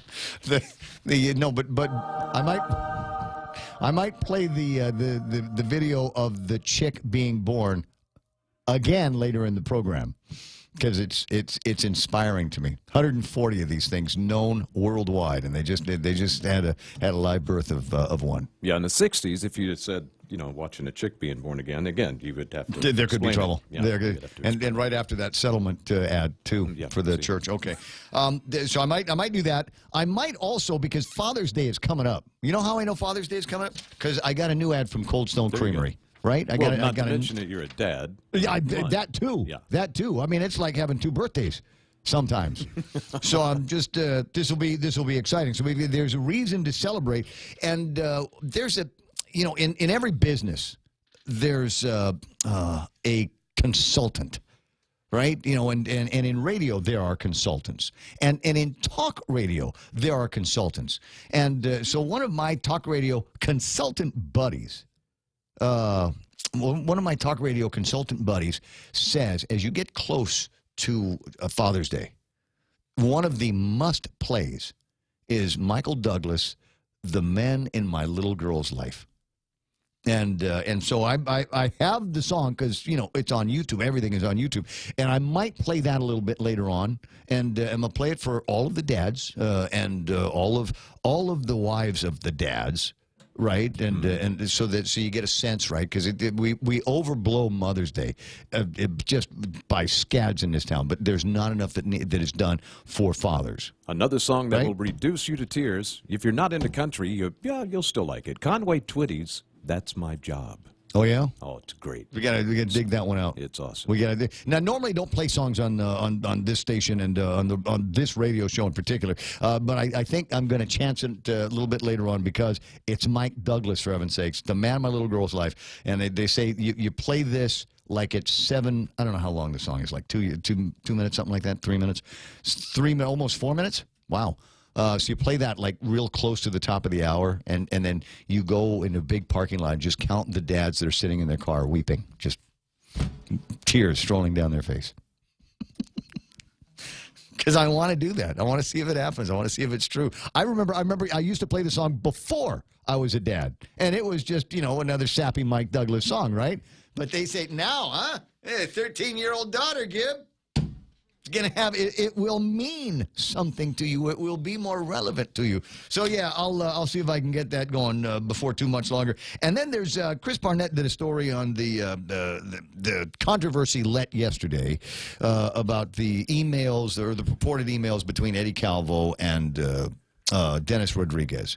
And Dennis says it's a hoax. And I just got word from Oyal just a second ago, those emails are not real. And a note from Dave Torrey. Is there a way I can get JQ's questions from this morning's Extra Points? Yes, you can. Just go to GuamTraining.com on the World Wide Web and look up episode number 85, the job interview for legislative candidates. Get a copy of that and spread that far and wide, would you, Dave? 7:30 in the morning and time for headlines from the Guam Daily Post. Here's Kevin Kerrigan. Half a day and good morning, Guam. In the headlines from the Daily Post this morning, 142 out of 174 sworn statements from plaintiffs in the clergy sex abuse cases have now been taken and are under review, according to attorney Michael Patterson, legal counsel for the Archdiocese of Agana. During a status hearing in district court yesterday, Patterson said that he expects the review process to be completed by mid-July. 184 individuals in all have said they were abused by church clergy here on Guam. 10 have declined to file lawsuits, however, but Patterson said they will all be included in the final mediated settlement offers. Rotary Club of Tumon Bay yesterday getting an overview of the challenges at the island's prison from DOC Director Tony Lamarena, who told them that retaining staff and eliminating contraband are the 2 biggest problems at the prison. The turnover rate for corrections officers is very high, said Lamarena. There are now roughly 200 guards to watch over about 700 inmates and detainees. That's about the same number of guards that DOC had 20 years ago when there were only 300 inmates, he said. Lamarena said it's a tough, high-stress job dealing with criminals on a daily basis. In the past week alone, he said 5 officers have submitted their resignations. The trial of former Guam Police Department Colonel Mark Charfaris has been pushed back to November. Charfaris faces misdemeanor allegations of obstructing governmental functions and official misconduct in connection with his behavior during an incident on Christmas Eve 2016 where he was videotaped berating subordinate officers. Charfaris was subsequently demoted and then terminated from the Guam Police Department in February 2017, but he's already won his demotion appeal. He still awaits the outcome for his termination appeal. The trial for Charfaris set to begin on November 5th. For these stories and more, log on to postguam.com or pick up a copy of today's Guam Daily Post. Yeah, do that. iConnect time is 7:33. iConnect wants you to connect longer for less with their incredible mobile and push-to-talk plans. As we journey through the new year, we here at APL continue to find ways to better deliver our island's resources with innovative and cost-effective solutions, lending our helping hands by carrying your freight safely from the U.S. mainland or anywhere in our global network. We humbly honor the opportunities to continue to work and connect with you and your business. We are APL, and we are here for you. Dads love ice cream, kids. At Cold Stone Creamery, dads take the cake for Father's Day. He will love the new Oreo Cookies and Cream Extreme ice cream cake, plus the tall, dark, and delicious ice cream cake. So here's the deal. Order it online, and then all you got to do is roll in and pick it up at coldstonecakes.com. Cold Stone Creamery. Remember, the ultimate ice cream experience. The island's fastest-growing newspaper is giving you more. More local news. More local sports. More local features. And more ways to access the news you want to read. Home delivery. Digital subscriptions online on postguam.com. On social media, and now on a mobile app. It's your news, your way. Download the Guam Daily Post app for Android and iOS today. It's more like it's 7:34, beginning to see traffic building in a number of places up to and coming out of the front gate of Anderson Air Force Base. Southbound Dededo Marine Corps Drive starting to build up right on through the intersection of 1 and 3. Northbound right up to the intersection of 1 and 3 starting to build as well. Leading up to coming out of the Pago Bay area up to the intersection at 4 and 10. You'll see some traffic beginning to build. Starting to build in Agana and southbound Marine Corps Drive to Big Navy. That's what's happening in traffic right now. Traffic, as a matter of fact, on the point. Howdy, folks. KFC's Colonel Sanders here. It's summer, and KFC has something extra special to spice it up with KFC's new Sriracha Extra Tasty Crispy Chicken. Yep, we kicked up our Pika chicken a notch with Sriracha. It's spicy, tangy, and sweet. You've never had Sriracha like this before, so spice up your summer with KFC's new Sriracha Crispy Chicken. KFC is finger-licking good.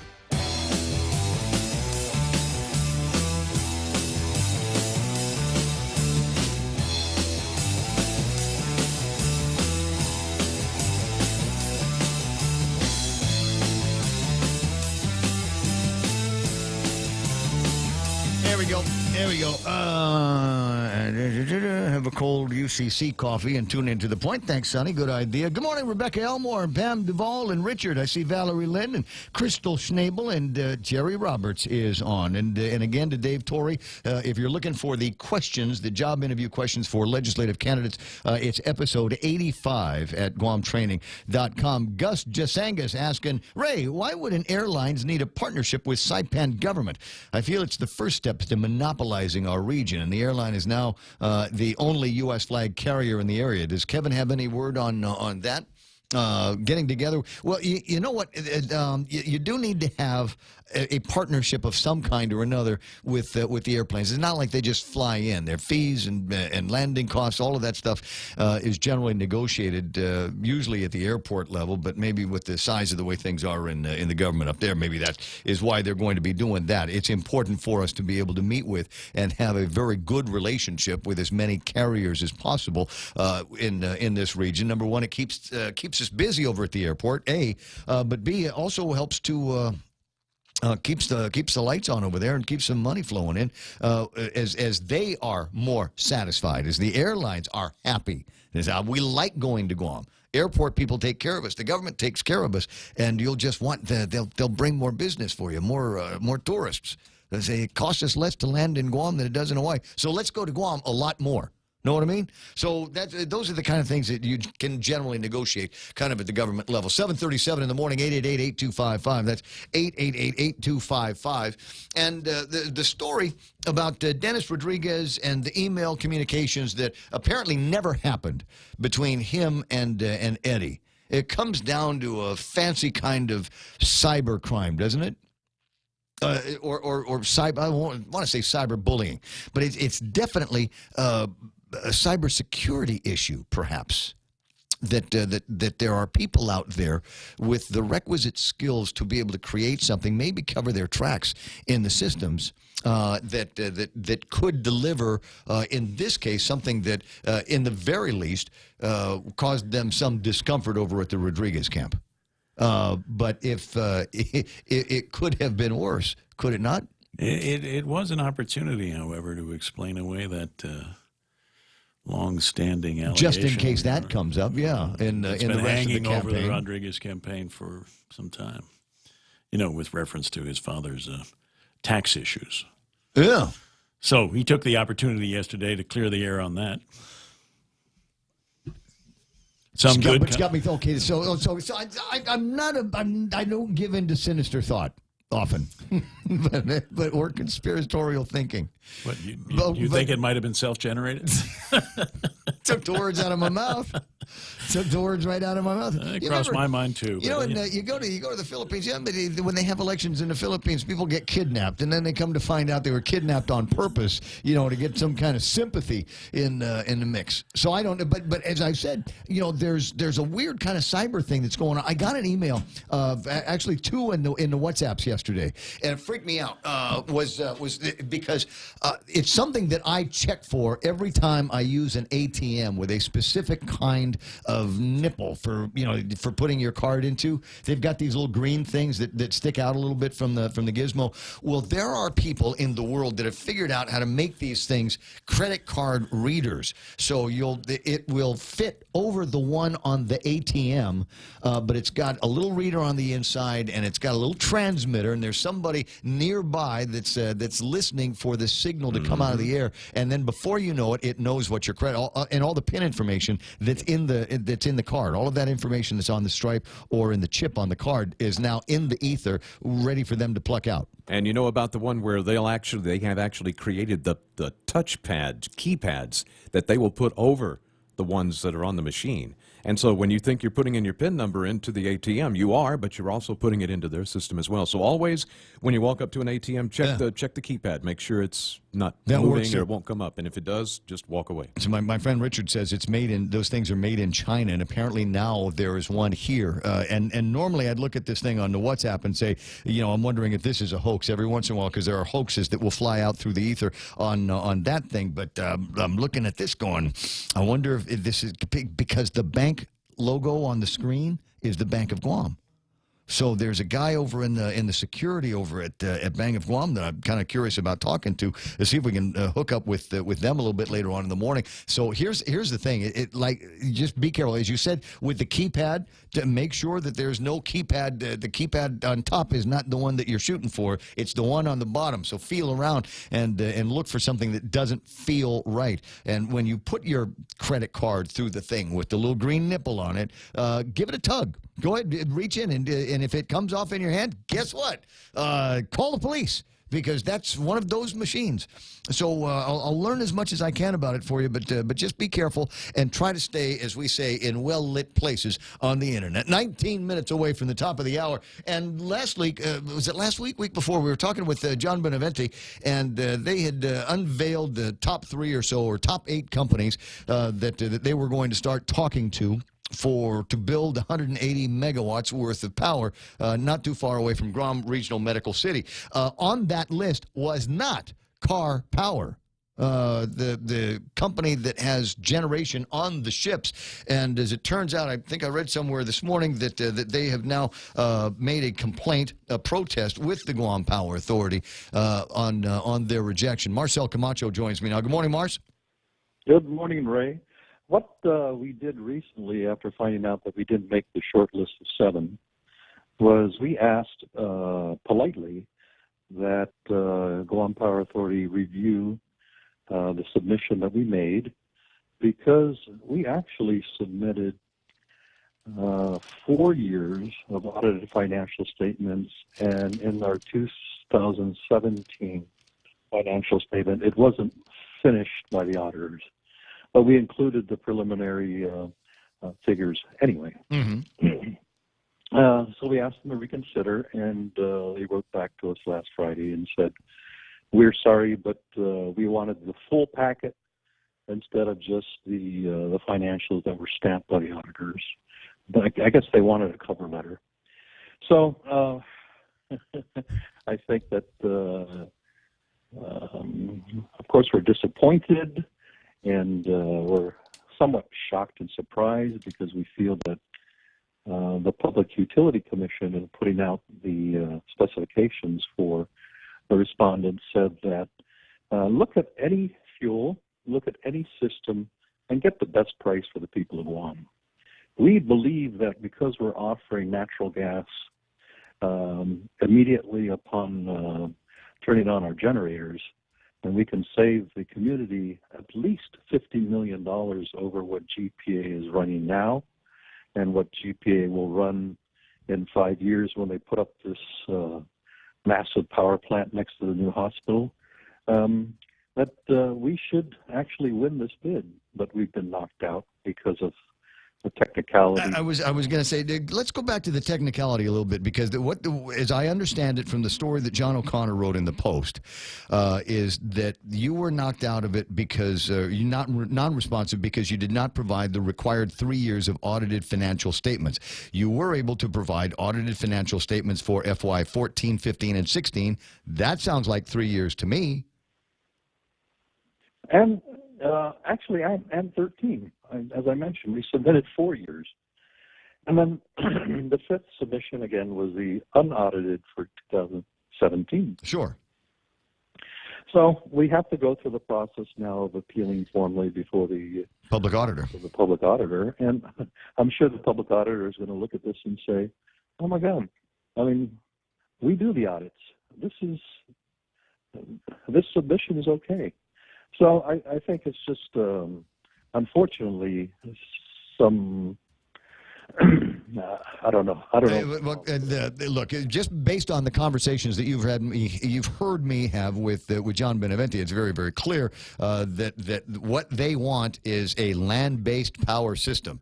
That's it. They want to build. They're buying the land. They got $10 million worth of land that they're buying, that they've been blessed by the PUC to buy over at down the street from where I'm at right now. And they've selected the plot of land, and I guess they don't want to put a ship on that land. The land owned by the Beneventis and the Dueñases? The land owned by the Beneventis and the Dueñases, that they both suggest there are only weak familial ties to.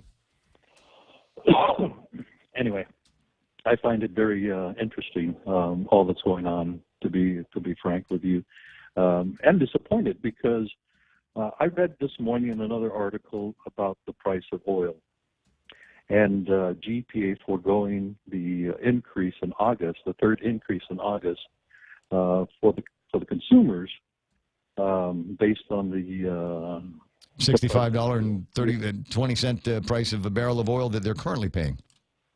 Yeah, you're familiar with the LEAC rate, right? Yeah. So, well, they've done such a terrible job at hedging. That's why we have to keep paying for this LEAC rate. And there's an Angela that had written a comment to that particular article saying, they just got $125 million from the insurance company. Why don't they help the ratepayers, the consumers, and take some of that money and put it towards their mistake in hedging and give us, the consumers, a break, for God's sake? That might be a question that you should take to the CCU. So, See, you could direct that conversation. The commissioners could very easily meet and say, "This is what there is an option now for what to do with that $125 million." Obviously, there are going to be some other debts that GPA should pay down. But I wouldn't mind getting a KISS. I wouldn't mind backing up reversing the LEAC if we had some extra scratch in the power company. but you know what, Ray? No man is an island. I was in the legislature. And in order to get anything to move forward, we had to have strength in numbers. We had to have at least a simple majority. And I can't fight this thing on my own. Here I am fighting to save the community $50 million annually in a year. That would save, I think, 35% on your power bill. And with all these LEAC adjustments, it's probably going to be more like $50. But nobody seems to care. You're in the midst of the process. So if you think you got kicked out on it based on a technicality because you didn't have a cover sheet for your multiple audited paperwork, audited financials, then you take it to the OPA and have the OPA rule on it. No, I'm just saying, yes, I'm headed in that direction. Yeah.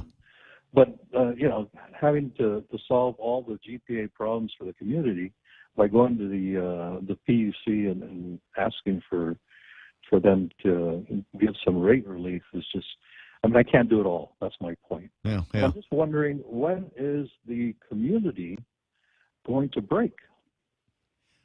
When are they going to say enough is enough? When are we going to have a power revolution? I used that term before. I know, and I think maybe we need to. There will be first a political revolution. I don't know if you've been paying attention to this, just as an aside, not just a couple of Dueñas guys talking here, but there are something like 92 people that have picked up packets over at the Election Commission, either for themselves or on behalf of somebody else. They noticed that there is going to be, 8 people that aren't going to be going back into the legislature because they've decided to do something else or run for another office. And the current slate of incumbents, I'd be very surprised if what remains of the 7, if half of those get called back for service to the legislature. So I think there's a lot of people that are now looking at an opportunity for, as I said, a political revolution over at the legislature and the governor's office, and maybe that will spawn your power revolution. I found it interesting that there's something going around. Here, I'll give you another. How many seats do you know are up for grabs for the CCU? I think there's 3, right? I think there's 3 positions for which to run for, and I think I'm not sure. There are only 3 people that have picked up packets claiming to want to run for the Consolidated Commission on Utilities. Harry Elliott, Simon Sanchez is one of them, and Joey Charfris is the third. So, if you want to affect change, guys, that's a good place to sit in the Consolidated Commission on Utilities. Hint, Marcel. You know what? I blame the CCU for not supporting the community. When the Guam Power Authority was under the governor's county, the governor was always concerned about the impacts to the ratepayers. He was always concerned about the ability for the consumers to pay for power. Now that we've shifted it over to a board, the board rubber stamps what the general manager wants. And we keep having to pay more and more and more and more because of the bumbling that GPA has with this LEAC rate. And it's going to get worse. Well, my suggestion, Marcel, as you said, you were in the legislature, and there are folks in the Consolidated Commission on Utilities that were also in the legislature. In public service at this point.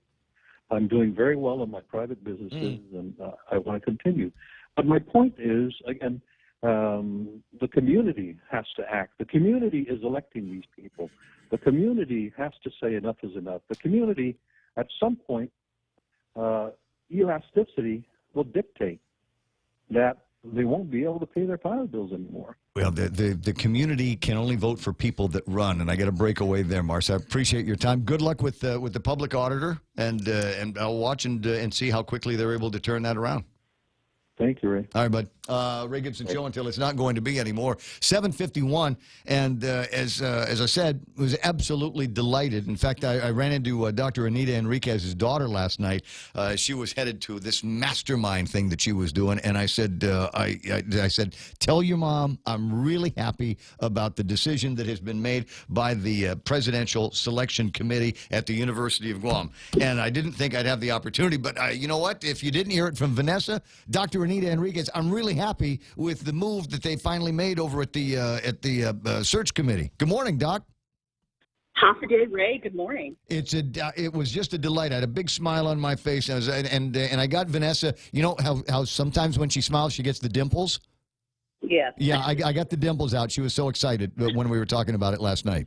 Right. Well, So- it's a very exciting time. Well, it certainly is. I framed it this way: they have seen the light over on the search committee. I'm not going to read too much into what they've done now. I've frankly already done it on the program, but we finally got somebody that can find Guam on the map that they can consider. Well, that's what Google search is for, right? Anyone can find Guam on the map. Yeah, but it takes a little bit more. That's not quite research. That's not kind of the awareness of the market that we were looking for. And looking over at your curricula vitae, your resume, your bio, I think you're exactly what they need to be looking for. But they've got to pretend to go through the process now, right? Did you say pretend? No, it's very important for us to respect the process. We work so hard to protect and preserve the autonomy of the university, and that coincides with our brand, which is our accreditation with the Wassinger College and University Commission. As you know, I'm the accreditation liaison officer to the Wassinger Commission, Mm-hmm. and certainly we have to respect the process that the University of Guam is going through, and so that's something that I've had a lot of faith in, and certainly very, very honored that I've moved forward in this process. So looking forward to this. Well, we're delighted as well. I think there are many people in the community, and while your name might not have come up necessarily in the petition that we are all aware of, I think that was assigned to the committee that maybe there needs to be some kind of review. We're also happy that this Shirvani guy has decided to opt himself out, which gave you and this Ronald Larson an opportunity to move up into the top 4. Right. So, we're all looking forward to participating in the series of meetings and the interviews that are planned in the upcoming week.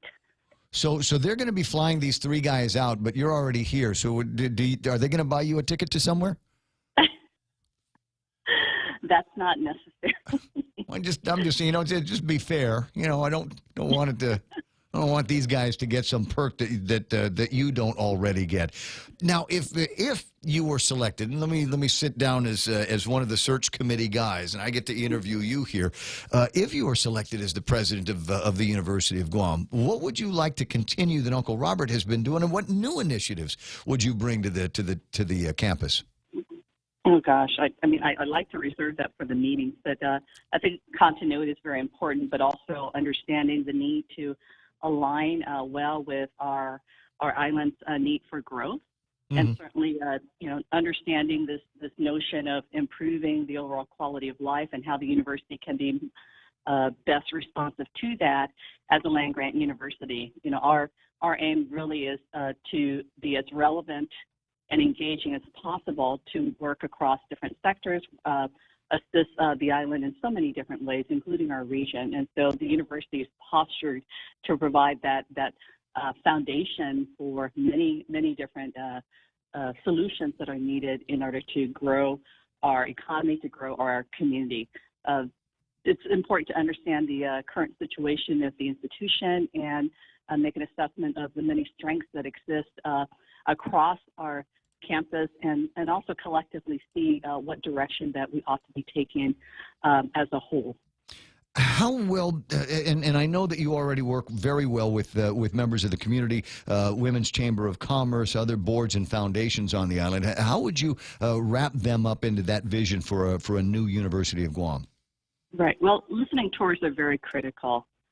Getting a sense of the current situation. I've worked in many different sectors for many years, but what was needed maybe 10 years ago or 5 years ago may not be as relevant. So it's extremely important to understand the current situation. So the listening tours, meeting with different constituency groups, regrouping, making an inventory of the entire needs across the island and where we as a university are already connected, and take a look, revisit those strategic initiatives that have already been outlined in the various different areas, and from there see how we can move together collectively with that.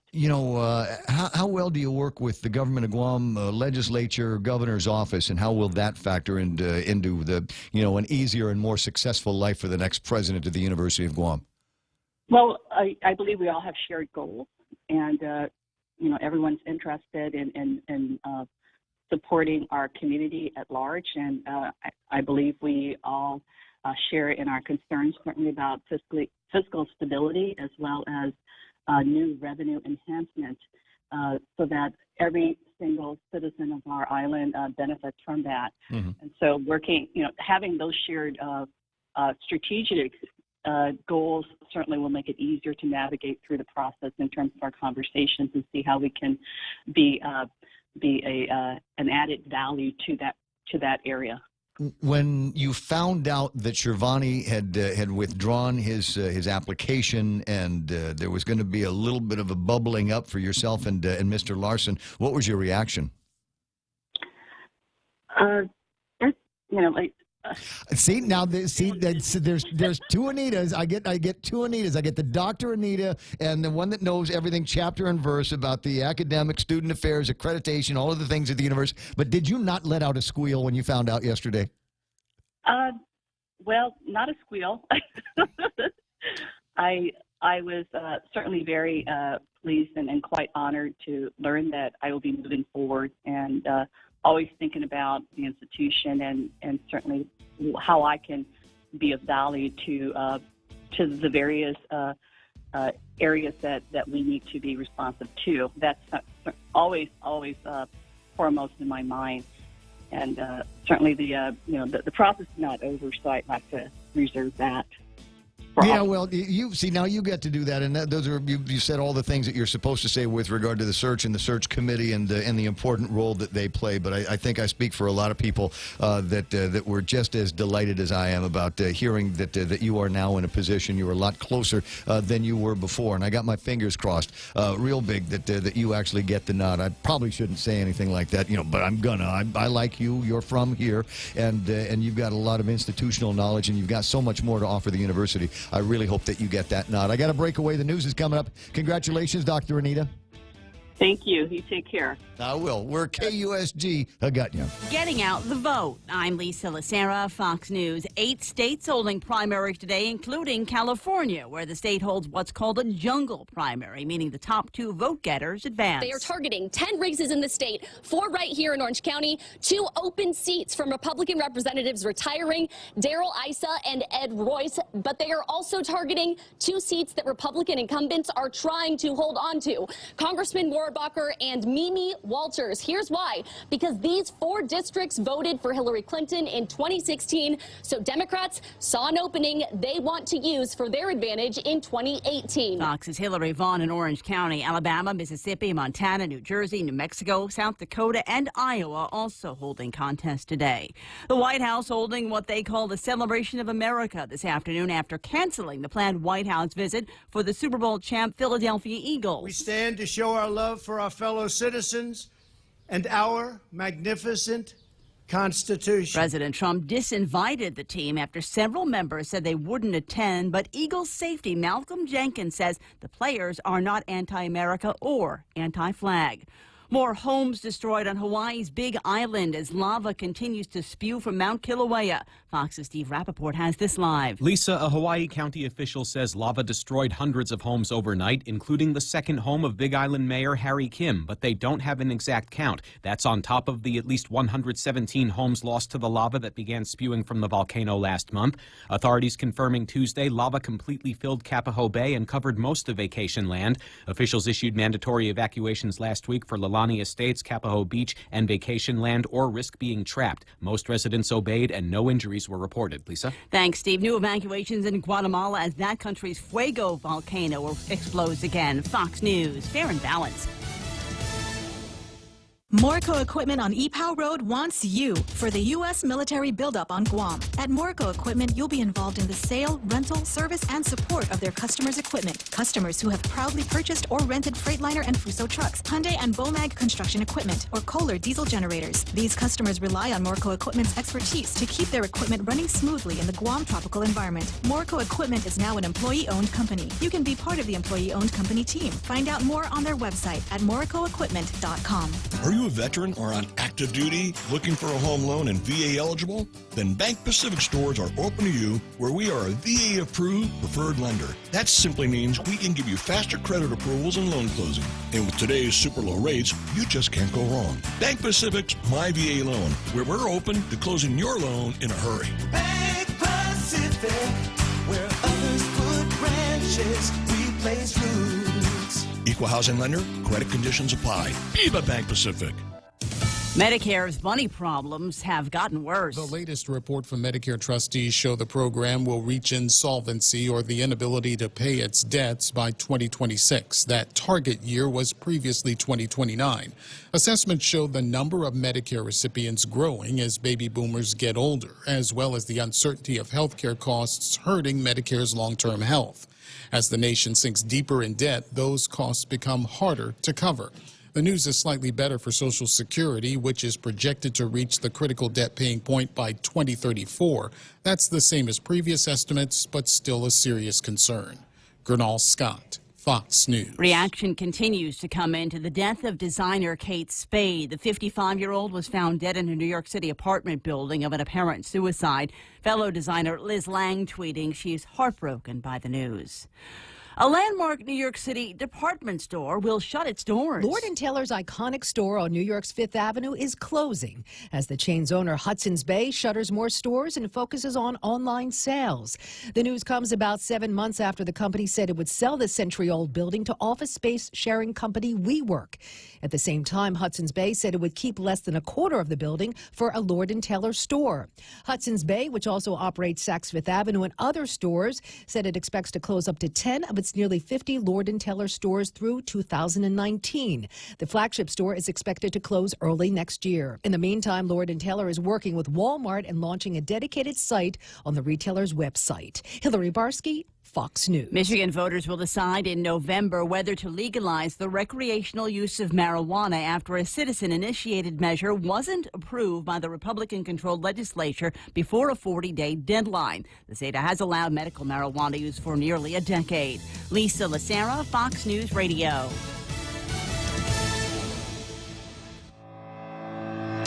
Say hello to high-speed data on the widest 4G LTE network in the Marianas. We've just upped your prepaid data, so make your big plans bigger with 1 gigabyte of data per day. Bigger prepaid data for your big plans that just keep getting better.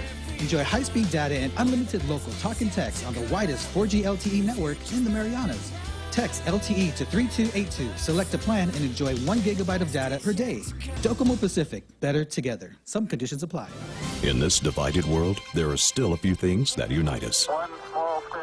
The thrill of an exciting championship game. Fires to the end zone. Touchdown! The sound of great music. The Grammy goes to... And the love we have for that perfect burger. Ruby Tuesday Guam presents to you For the Love of Burgers menu. For a limited time, we want you to put down that fork, tuck that napkin in your collar, and go for broke with an amazing burger for just $11.99. 8 burgers to try, and time isn't wasting. Ruby Tuesday Guam lunchtime. See you soon. At Micronesia Renewable Energy, values matter. So all of their solar energy systems come with guarantees and the most value. No shortcuts, all quality. It's giving you that solar energy system at the best price. It's using highly efficient solar panels with typhoon-proven racking, built by highly skilled local technicians, so your system performs and saves you money. It's total peace of mind all the time. Not all solar companies are created equal. For experienced quality solar, it's MRE. Call 632-2613. MRE, the smarter choice. We can't buy this house. What? It has 4 bathrooms. Just think of all the bathtub rings, water spots, and stains, plus the cleaning products I'll have to buy. Didn't I tell you? The house house comes with a non-electric Kinetico water treatment system. We'll have clean, soft water throughout the house, protect the water-using appliances, keep the tub, showers, and sinks looking like new, and help our skin, hair, and clothes look and feel great, too. The house even includes a Kinetico drinking water system. A Kinetico system in the house? We'll take it. American Water Tech. Smarter water. Better water. Call American Water Tech, 649-2301, or email info@americanwatertech.com. With the largest inventory of rental equipment on Guam, East West Rental Center is sure to have the tool you need to get your job finished quickly. From equipment rental, party rental, parts and service to used equipment, East West Rental Center has what you need. Call East West Rental Center at 646-1463 or visit them online and browse through their online rental catalog at eastwestrental.com. They're located in Upper Tumon, right across St. John's School. East West Rental Center, providing the island of Guam with quality equipment rentals since 1972.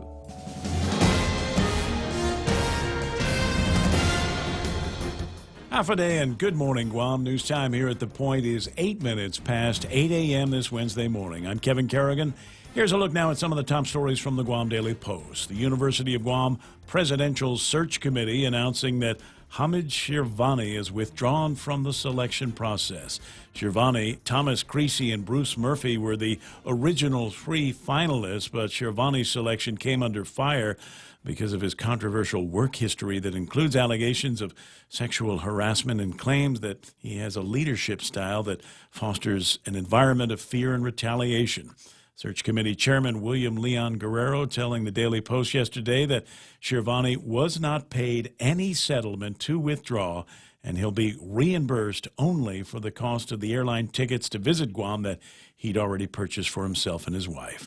AGB Search, however, the consultant that recommended Shirvani and the other candidates, is still a part of the process, said Leon Guerrero. Creasy and Murphy remain among the finalists. They're now joined by 2 other finalists, including Anita Borja Enriquez, who is the Senior Vice President of Academic and Student Affairs at the University of Guam, as well as Ronald Larson, who up until last month was the interim chancellor of Montana State University in Billings. Enriquez and Larson were among the 9 semifinalists. All of the candidates will be meeting with UOG faculty, staff, and students starting next week. The UOG Board of Regents is expected to make their final decision on the next UOG president by the end of this month. Elected Public Auditor Doris Flores Brooks has amended the campaign spending reports that she filed with the Guam Election Commission, removing certain expenses that were previously itemized as being campaign-related. A few dozen expenses incurred between January and December of last year were removed. They amounted to about $2,000. The items removed included dinners and lunches with her staff and colleagues at the Office of Public Accountability, as well as the dues for the Seroptimists of Guam. They were previously listed as campaign-related expenses. Brooks amended the report last Wednesday, the same day that she announced that she is stepping down as public auditor effective on Friday in order to run for Guam delegate in Congress on the Republican ticket. We'll have more news after this. Hey, it's your stomach talking. I'm just gonna cut to the chase. Subway has all new signature wraps packed with meat and flavor. And I know flavor. Okay, maybe not as much as the mouth, that's kind of his job, but we talked, and he's a big fan of the Chipotle Southwest Steak and Cheese signature wrap. And it's super filling, so you don't have to hear from me for a few hours. Unless they play this radio spot again. Subway. Make it what you want. In illness and in wellness, Calvo's Select Care is health care that is there for you. That's why over 80% of the Guam medical community places their trust and insures with us. We offer our members wellness and fitness programs for a healthier lifestyle and provide a comprehensive medical network on and off island to help members from unexpected illnesses. Contact Calvo's Select Care today for more information. 11 minutes past 8 a.m. here at The Point. The Guam Power Authority has decided to leave its fuel surcharge unchanged for the next few months instead of raising it again in August as previously contemplated. Consolidated Commission on Utilities last night giving their nod of approval to the decision. GPA's petition now moves on to the Rate-Setting Public Utilities Commission for final approval. Leaving the fuel surcharge unchanged will result in a $10 million loss for the Power Authority, estimated by the end of January 2019. However, GPA has reserved the right to ask for an increase again in the fuel surcharge this October if the price of oil goes above $77 a barrel. Here's the latest from the Guam Election Commission. Among those recently picking up packets for elected office, Ian Dale Cutling for senator as a Republican, Sel Babauta running for the legislature as a Democrat, former Senator Tello Taitigui, a Republican, contemplating a comeback by picking up a packet as well. Amanda Shelton, a staffer for Delegate Madeline Bordallo, has already announced her run for the legislature. Yesterday, she formally filed her candidacy papers. Also on the campaign front, Senator Tom Atta, who is not seeking re-election, and former Senator John Uggan have signed on as campaign co-chairman for gubernatorial candidate Lou Leon Guerrero and her running mate Josh Tenorio. The primary election set for August 25th, less than 3 months away. For these stories and more, log on to postguam.com or pick up a copy of today's Guam Daily Post. Got some weather now with Ray. Just a little bit. Mostly cloudy today, Kev, with scattered showers and isolated thunderstorms. Winds are east 15 to 20 miles an hour, shifting to the south and decreasing a bit after midnight. Highs around 87 degrees, and overnight lows should be about 77 degrees. Sunset tonight, 6:46. Sunrise tomorrow morning, 5:41 or so. That's news and weather together here on The Point. Family Finance has been serving the people of Guam since 1959, and they'll continue to be there for you in the years to come. Whether you're looking to get a personal loan for that summer vacation or paying off those long overdue bills, Family Finance has got you covered. Apply for a personal loan from $1,000 up to $3,500 by calling Family Finance in Hagåtña at 475-4545, Upper Tuon 647-5626, or in Dededo 633-4473. Family Finance has been serving the people of Guam since 1959. Love those guys and glad they're part of the program.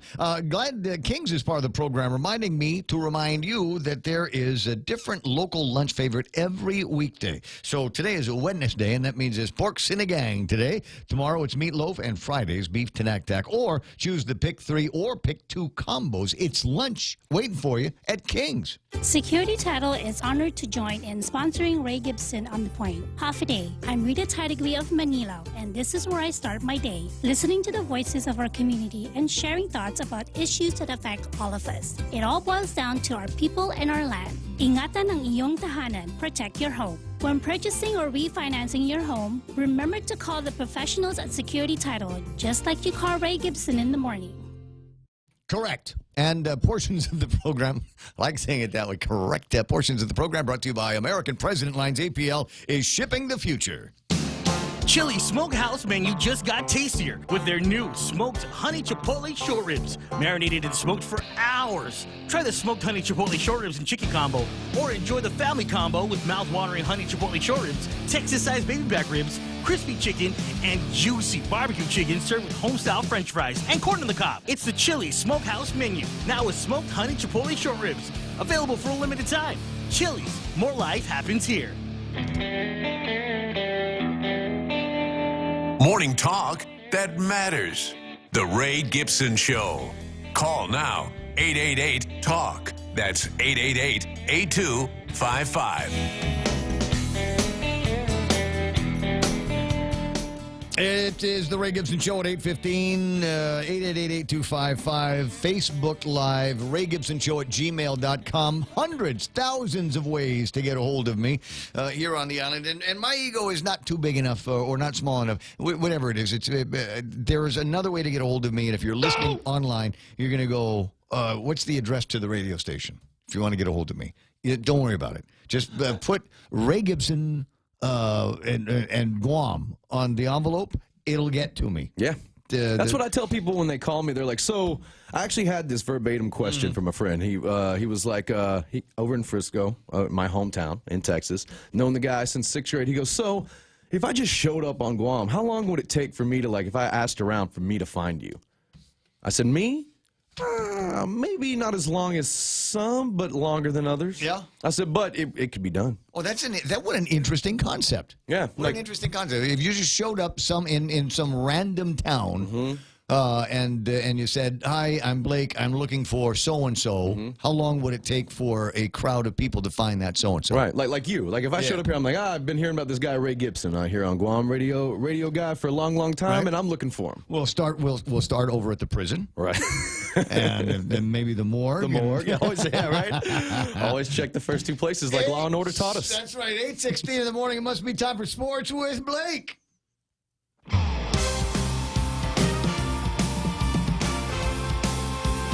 What's the name of the guy? Steph Curry? Steph Curry. Yeah. Chef Curry.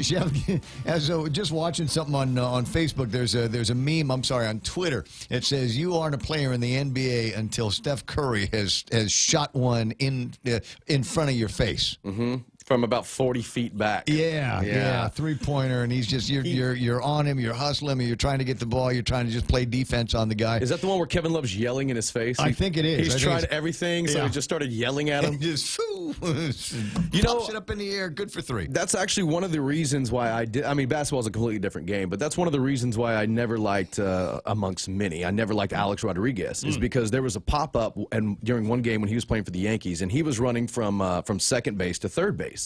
And it was a pop-up to the shortstop. And as he was running by the shortstop, he yelled at the shortstop and like scared him, broke his concentration. The guy moved out of the way, the ball fell, and Alex Rodriguez got safely into third. Which, baseball traditionalists, of course, were livid because, you can't even swing your bat if you get a home run or celebrate it. So, it was against the tradition of the game, but not the rules, so he was safe on third. He was able to take it. That's nice. So it made the guy enjoy the word is minging. Yeah. That's you try to make the guy minging. I want to say the literal translation, somebody will correct me here, is like that you're at that twilight spot, you're about to fall asleep, you're still awake, but not really, you're almost there, and you'll imagine yourself running or something, and then you'll do this weird kind of strange body twitch. That's minging. That happened to me last night. That's how I finished the movie Miracle last night, because I stayed up late just to finish it. You know Miracle? No. It's about the 1980 gold medal, or the 1980 hockey team. It wasn't a gold medal game, but they beat the mighty USSR to advance to the gold medal game. Okay. So I watched the movie, the one with Kurt Russell. And here's a fact about that jerky thing. That's actually a latent response that's in your subconscious from when you were first born. Because that's what starts your lungs going again whenever you're first born and you still haven't really learned how to breathe yet. It's fluid? It's an involuntary thing. Did you just make that up? No, it's a fact. I don't think they have minging in the Google. No. But that jerking thing when you're trying to sleep and you're almost asleep and then you jerk yourself awake, that's what it is. I kind of like that feeling, thing. actually. So it harkens back. It harkens to back our to first moments of life. That's right. Huh? It's a true story. I'm sure any doctor could confirm that for me. Find one. I digress. About Dr. Hook. Yeah. Can he confirm that? Call Dr. Anita Enriquez back. See if she can confirm. Sorry, I like the challenge. All right, so where were we? Oh, you were talking about movies. So that one I didn't see. I will tell you the two most recent shows that I've watched. One of them is a documentary. The other one is a Netflix movie called Cargo. And it's zombie apocalypse stuff, and the guy gets bit by his wife, and he's got now 48 hours to find somebody to care for his young daughter, 2-year-old, 3-year-old. It's perfect Father's Day. Perfect Father's Day. Sounds like I'm going to tell you, I wept at the end. Really? Yeah, it was like it just. Is he a zombie? He was going to turn into. You wept over a zombie movie? Wait, I don't think he was a zombie yet. Oh yeah. I don't think he wept. He wasn't. So he wasn't a zombie. Okay, my yet. dad died last month, so I'm very emotional. Okay, so So there was this. I'm not going to tell you too much. I will just tell you that it wasn't one of those on Golden Pond moments or anything like it. Just nice. Now there's another show, and you'll appreciate this because you're old like me, and you'll appreciate because it's a music story. Are you familiar with a guy named Rodriguez? Oh, 6'2" Rodriguez, the Sugarman. Yeah. Have you seen the Searching documentary? for Sugarman? Oh, what an awesome story that is. It really is. Like, I didn't cry at the end of that one, but that's more what uplifting. a great story. Yeah, really. For those of you who don't know the story, it's this guy 6'2" Rodriguez, who was a singer-songwriter, folk singer in the 60s, I believe, in Detroit. Yeah. And very, very downtrodden family, very, very working-class family. He was one of many, many children, and he was really great, and everybody touted his skills. He was a Latino Dylan. But he disappeared. And they're all stories about how he died, you know, self-immolation on stage, suicide on stage. Yeah, it was just this living legend that nobody really knew, so the legend could grow because nobody had a definitive ending. And meanwhile, over at Apartheid, South Africa, right? You know, it's so strict, and somebody got a hold of one person got a hold of one of his albums. And basically in the 70s or whatever, or late 70s, kind of went viral as it could back then. And South Africa, while this guy is missing over in the States or doing whatever, South Africa is just singing this guy's praises. He's like Elvis. He's like the top 3 or 4 artists in South Africa. And, you know, people, they have parties and they name their kids after him and they got T-shirts. But nobody can find him. Tattoo, and as far as they were concerned, he was dead. Right. Everybody thought he was dead. And so they go on a search and they find him. It's called Searching for Sugar Man. We won't give you the whole ending, but Ray's right. It's a really, really, really good movie. So as somebody that loves music as much as I do, and you know, there's certain artists, right, that gone too soon that I'd love to see again. I mean, imagine if all of a sudden we found out that wasn't really Elvis that died, and the real Elvis is still out there, and he's still capable of singing his songs. He is. Isn't there a theory that he was like a background in like National Lampoon's Christmas Vacation or something? I think there was. He lives in like, Bolivia or something. Right? No, he lives in Las Vegas. Oh, Vegas. He's holed up with Top Tupac. floor, yeah. Somewhere him and Tupac are just making music. Can you imagine as a fan if all of a sudden somebody that you know you thought was gone forever all of a sudden came back? And imagine how you would feel as a fan. So I thought that was a terrific movie. And it revived his career, by the way. That's the happy end. And it's really good music, too. And if you can still find the stuff on Spotify. 8:23 in the morning. And I know there was baseball last night. There was baseball last night. I have that here. Guam Major League action saw a battle of the unbeatens. The Rays played on against the Orioles last night, Paseo Stadium. Freddie Cepeda lights out on the hill. He sits down 8 at the plate. The Rays, BJ Balahaja, he was dominant, 3 for 4, 1 run scored, another batted in. Isaiah Nauta added a home run, and that was enough to topple the O's. That home run, by the way, came in dramatic fashion at the very end to put them over the top, and they win the battle of the unbeatens, a close one, too, 5-4. The final. Now, the information I have say the next game is on Tuesday, but today's Wednesday, so I'm not sure if it meant Thursday. But either way, the next game, when it will be the Expos 0-2, looking for their first win, taking on the Rooks, who are 500, sitting at 1-1. Gotcha. At Paseos when that happens next. Shout out to Mark Colby. Yeah, thanks very much for always giving us the information. 37 likes on Facebook. That GML is just continuing to grow. No, not 37. It's like 1,237, isn't it? Is it 1,200? I don't know. mean, guys said, no, it's huge. What the I was numbers 37,000 is what I said. I think it's 37,000. Okay. Yeah. Some big numbers that the guy is pulling down on all of this stuff. All right, well, I'm looking to see if there's anything else that is Did you interesting. see? So yesterday you put out the question, and I did? It's yes, and it seems that it has been answered. 2018 Summer Youth Skills Baseball Academy. Oh, right on. Looks like the academy is going to start this summer. There are to be 2 age group scheduled during the summer break. It seems like 8 to 12 and 13 to 15 is when it's going to happen. Where'd you get that? I got to hear from our friends over at the Post. It says Summer Baseball Academy gears up. Shoot me that. Okay, I will. Yeah, and the email address of the guy that you were talking about from the Post that is their sports guy.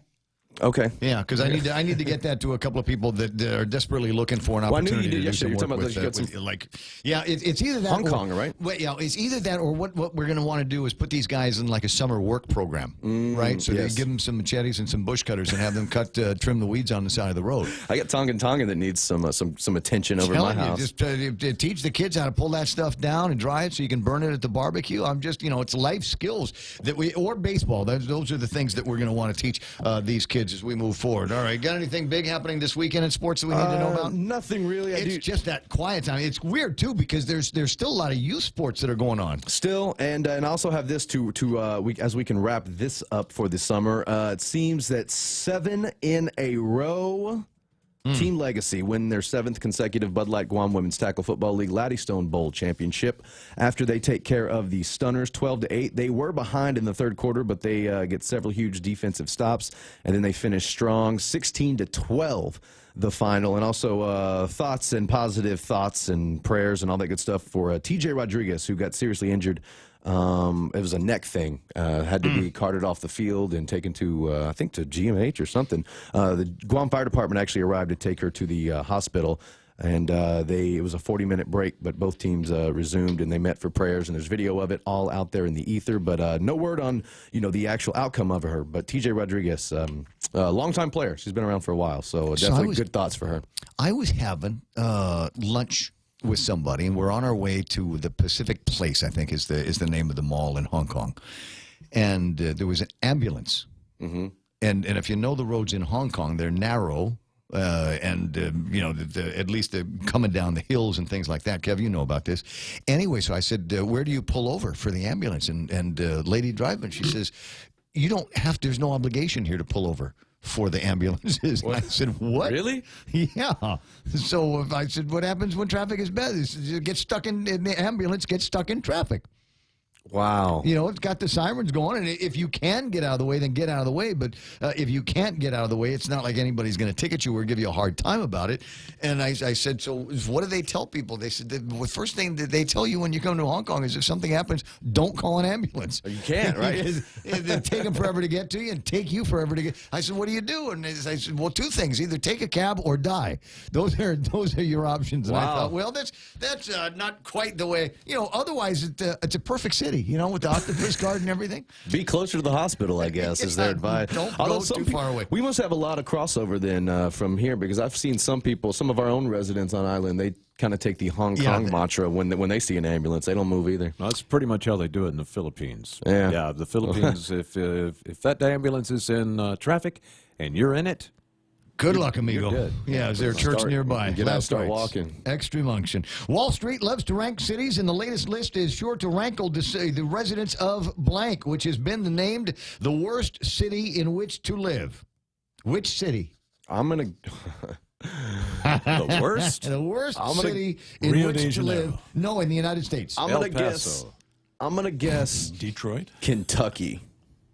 I hate Kentucky. Who That's said a state, Detroit? though. What city? That was... Kevin Kerrigan said Detroit. 24/7 Wall Street created an index with measures in 8 categories: crime, economy, education, environment, health, housing, infrastructure, and leisure. And Detroit came in dead last. Congratulations, Kevin. My hometown for 4 years. Wow, that's also Mark Colby. Mark Colby's got some Got Detroit ties. connections Yeah, he's to also Detroit? he's a Tiger fan too. But is it true that you can buy like $5 houses in Detroit? Probably so. That's true, right? Their demise came at the hands of the recent automobile industry failure. So, and I mean, it crushed that city. Wow, last I year. don't know if they'll ever. This, according to the Business Insider, last year, this I guess was 2 years ago, so 2014, somewhere around there. Last year, we found homes in Detroit that you could buy for less than $500. Yeah. The median list price of Detroit homes on Zillow is an incredible $13,000 down, $2,000, or $13,000 down to $2,000. But they are saying downtown Detroit at least is making a comeback. Yeah. That's the Nice. last word. I watched the American Pickers, and they had a guy. They were up there in that neck of the woods, and they had a guy who said he had a whole barn full of like old architectural stuff, and he said he bought a whole city block in Detroit. And then just cleared out the warehouses, and then they sold it back to the city, and they bulldozed it so they could gentrify it or whatever. But yeah, he said he bought it for like $500, a whole city block of warehouses for $500, and he cleaned out the buildings and sold it back to the city for like, I don't know, $50. And Yeah, so what I it. want to find out is I wanted to see if it's true what they say is, you were talking about Detroit at the death at the hands of the automotive industry and, certain failures in the Rust Belt and all of this stuff. But what I want to find out is how many Republicans have been mayors of Detroit through all of these hard times. Is it none?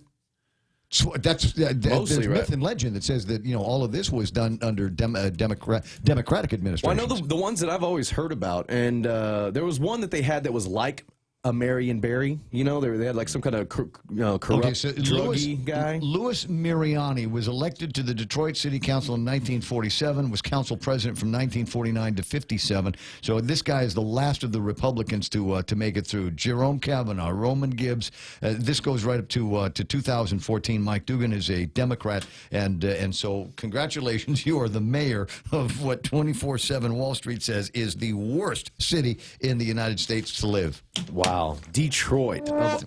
Why do you keep electing Democrats? I'm just saying. Hey, look at the time. Yeah, it's time to go. All right. Leave it there. How many people running for governor here? Democrat. 8:31 in the morning, and that's going to do it for us. I got headlines coming up with Kevin Kerrigan, but thanks very much, Blake Watson, for walking over and pretending to talk sports again. Hey, no problem. All right, Anytime. buddy. Talk to you soon. Be right back with headlines. Do you love coffee? Do you love to draw? Be one of 11 lucky winners to win a year's supply of Circle K premium coffee. Simply stop by Circle K and pick up a blank Circle K coffee cup so you can showcase your doodling skills. Entries will be judged on artistic skills, creativity, and originality. And winners will get free coffee every day for a year. Visit stores or 76circlekguam.com for all rules and regulations. Circle K, take it easy.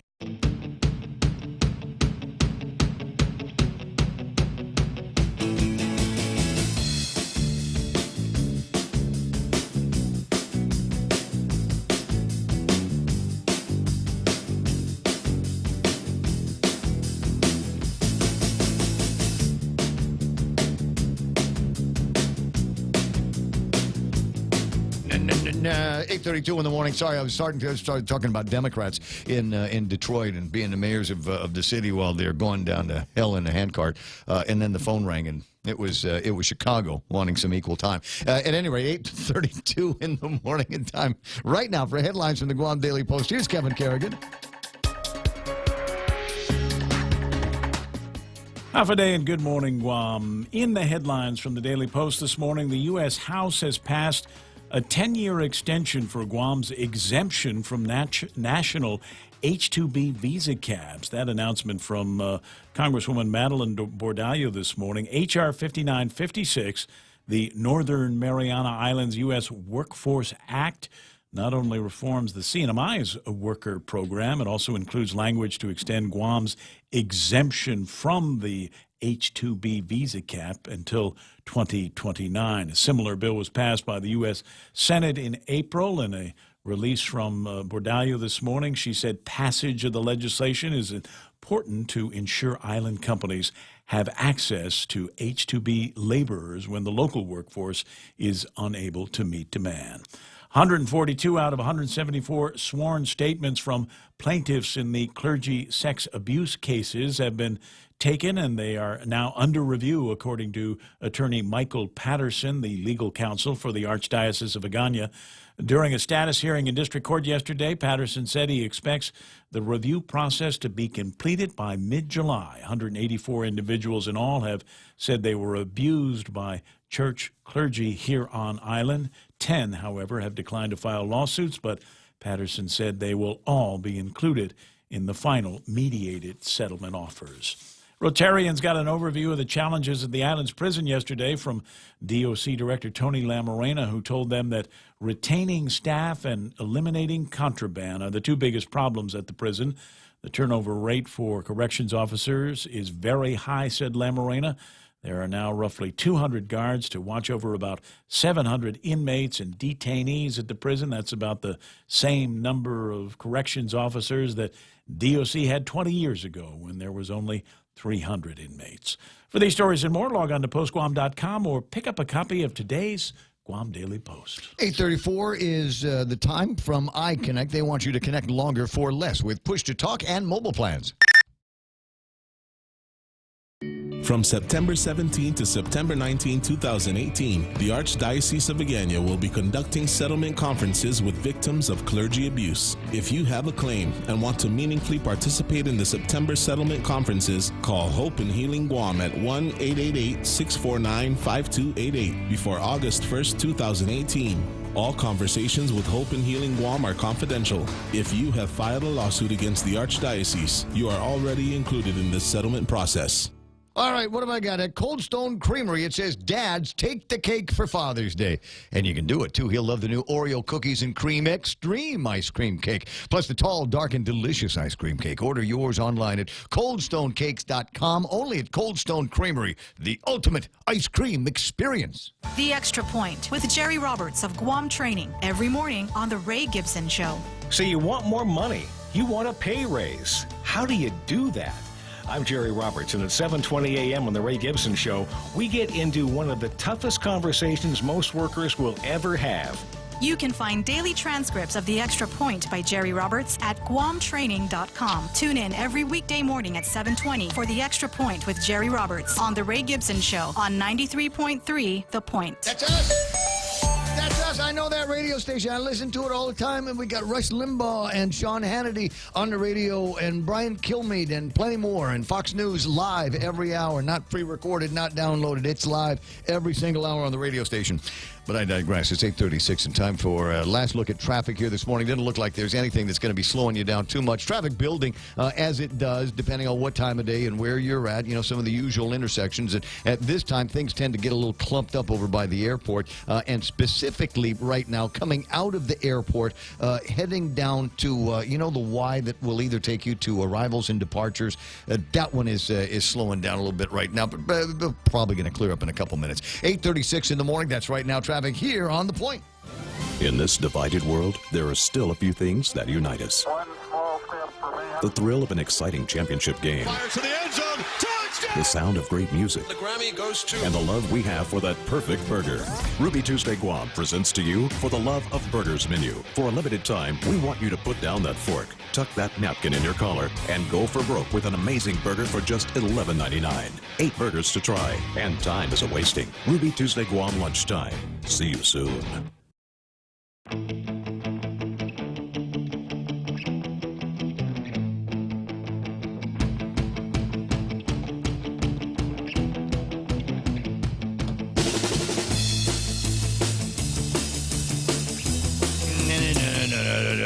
Where the heck am I? What is it that I intended to do this morning? It slips my mind. Oh, I wanted to play again later on the video footage of the most endangered bird species being hatched later in Virginia. It's at the Smithsonian Conservation Biology Institute. This is not because I love the environment. It's not because I love baby birds. I do love baby birds. It is because it's a video of the most endangered bird species, which is the female Guam kingfisher bird. Another one was born. This is a big deal. This is a milestone. This could get Dennis Rodriguez elected, right? Just somebody needs to go out there and take credit for this bird being born. So I might play that. Might also play the video of Mike Douglas is the man in my little girl's life. Might also play a piece from KUAM. But I did want to get Joey Duenas is on the line from the Consolidated Commission on Utilities. Joey can talk about a couple of things. One of them being the idea that it doesn't look like we're going to need this LEAC adjustment or another adjustment to the fuel charges between now and what, August, September, October. Good morning, Joey. Good morning, Ray. No, the next LEAC period starts on August 1st, and the recommendation that was adopted by the CCU last night was that we would leave the rate where it is. It doesn't mean that we don't need it, Ray. We're still going to be facing, at the end of the period, maybe another $7 million in under-recovery. And we make that up not by having all this extra cash. No, we have money and we need to do certain projects, but we will delay projects. Not projects that work specifically to provide power, but projects that deal with security. Like that nice little substation right by Kmart that everybody drives by. Yeah. It used to have a chain link fence, remember? What is it? A nice concrete fence. Oh, yes, I recalled that. It's very nice. It's one of the best-looking things in that part of Tumon. But we don't do it for the looks. We do it because of security. While we're all talking about cybersecurity, guess what? Our cybersecurity team that came out to evaluate GPA and GWA said, you know what? You guys have physical security problems. Chain link fences don't really do the job. You need to improve those. So we've got plans to improve those. What are we doing? We're slowing down those plans because they're not mission critical, but they are critical because cybersecurity is very important. Now, Ray, I need to talk to you about my cousin Marcel. Because one of the things, I don't know, did he share with you, Ray, that he represents Car Power?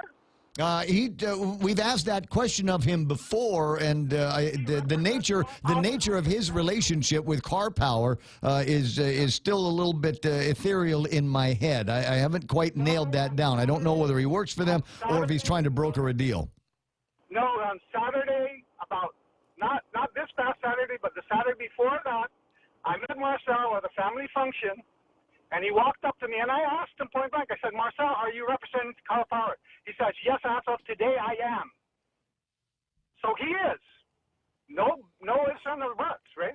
He represents Car Power. So he's not calling up just out of the goodness of his heart. He's trying to make money. Well, I figured that there is some kind of there's a commission deal on this somewhere, or whether he's an employee of Car Power doesn't make any difference. But I'm not gonna tell him he can't call up on the radio to talk about going and on the appeal.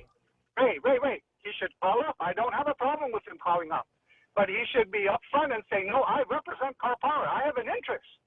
He has an interest in this. This is not esoteric. Well, I assume he has an interest. Peculiar interest. Okay, good. So let's clear that. Second thing, at that meeting with me, he approached me and he said, Joey, you need to, you need to talk to their people. And I said, why? He says, because they didn't include us as one of the finalists. I said, Marcel, the people are the ones at GWA that review this. We follow procedures. I'm not going to go in and say, hey, change that. That's the old way, Ray. And I like what he said. Maybe it should go back to the governor. Ray, let's do that. And you know what? Where is that song, Ray? Dust off the song. I think, were you the author of that song? Remember that song called Load Shedding Blues? I do. Yeah, when it was the governor, we had Load Shedding Blues, boy. How about that?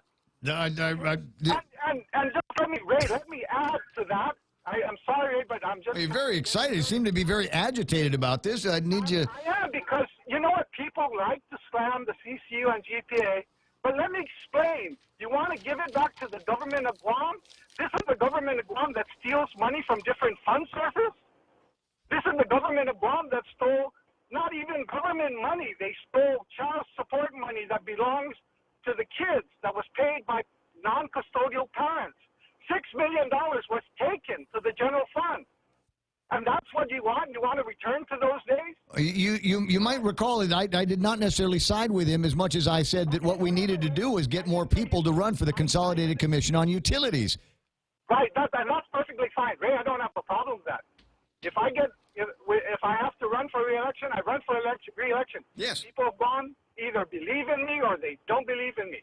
But let me point out some more things to you, okay? Just a couple more things. Sure. You know, we had a minor typhoon called Typhoon Dolphin back in 2015, I believe.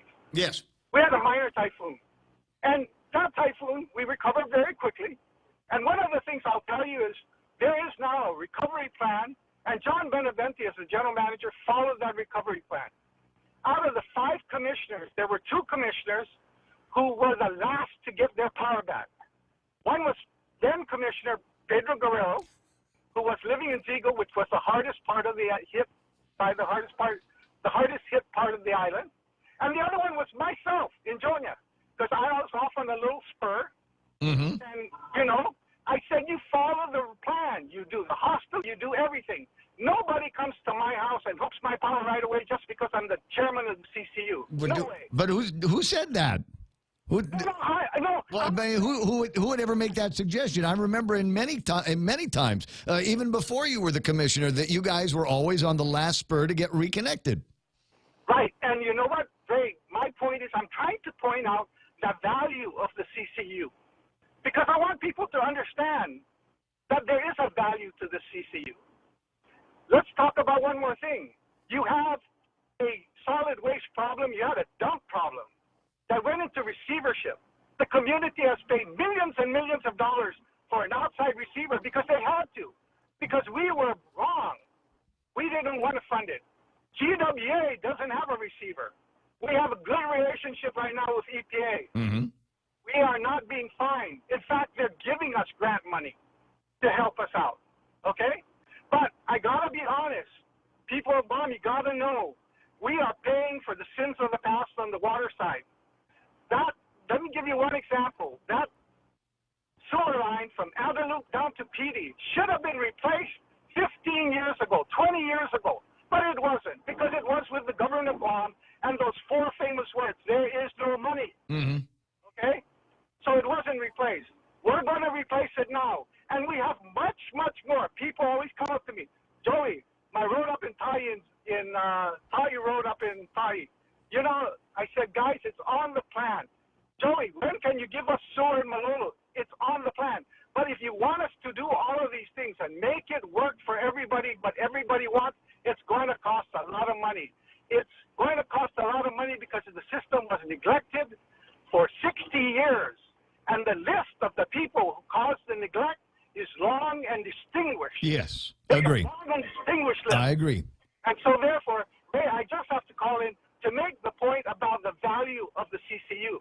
And you know, I have to tell you, I don't know whether... Well, and remember that I've also advocated, you also brought up the Guam Solid Waste Authority and the receivership that still lingers over that, and looks like it's probably going to be with us for another several months, because I don't know what it is that they're going to be able to convince the lady over at the court. But I have been a proponent of taking the solid waste business and putting it under the Consolidated Commission on Utilities, because I prefer that kind of oversight.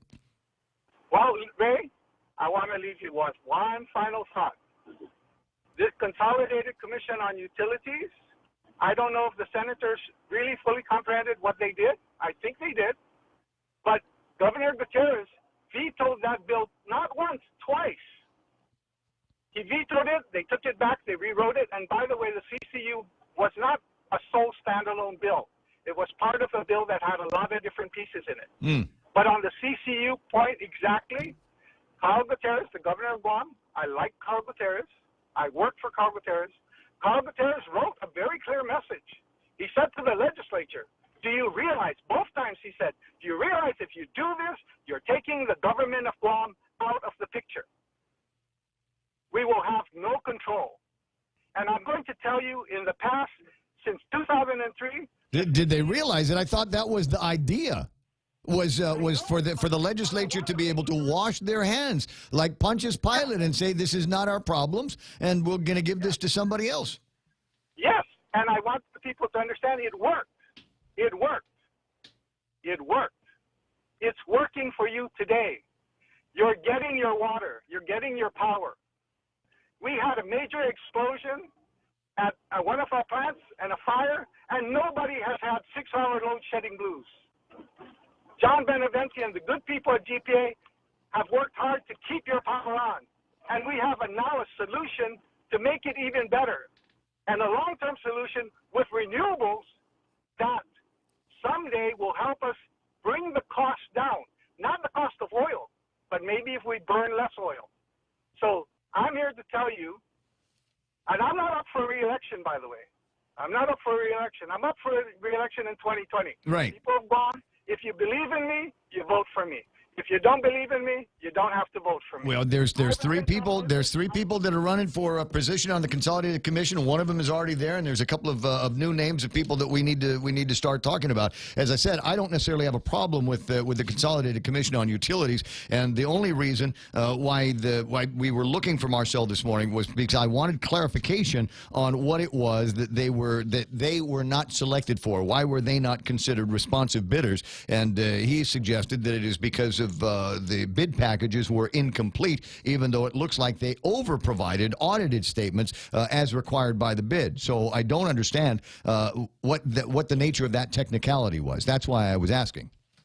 And that is Marcel offering his opinion on why his proposal was not selected. But that may not be quite true. I don't know, Ray, because I don't get involved in those things. Right. It's a GPA level. It's procurement. In order to make it work, we have our procurement do it, we have our attorneys review it, and I have to let them do their job. I'm going to tell you one final thing. The number one job of the CCU is to hire the general manager for GPA and GWA. Mm-hmm. Because the 5 people in the CCU, we don't run the utility. If I'm going to go up there and stay there for 8 hours a day or more, then I want to be the general manager. And I know my role. I am not the general manager. The board is 5 people who come together and take care of their island. And I have to tell you, we have good people like Francis Santos and George Bamba. Let me tell you, Francis Santos took the lead on the settlement agreement for the insurance settlement, and he did a great job. We have good people like that. George Bamba did good. Simon is a good member too. But it's up to the people of Guam. That's the way it works.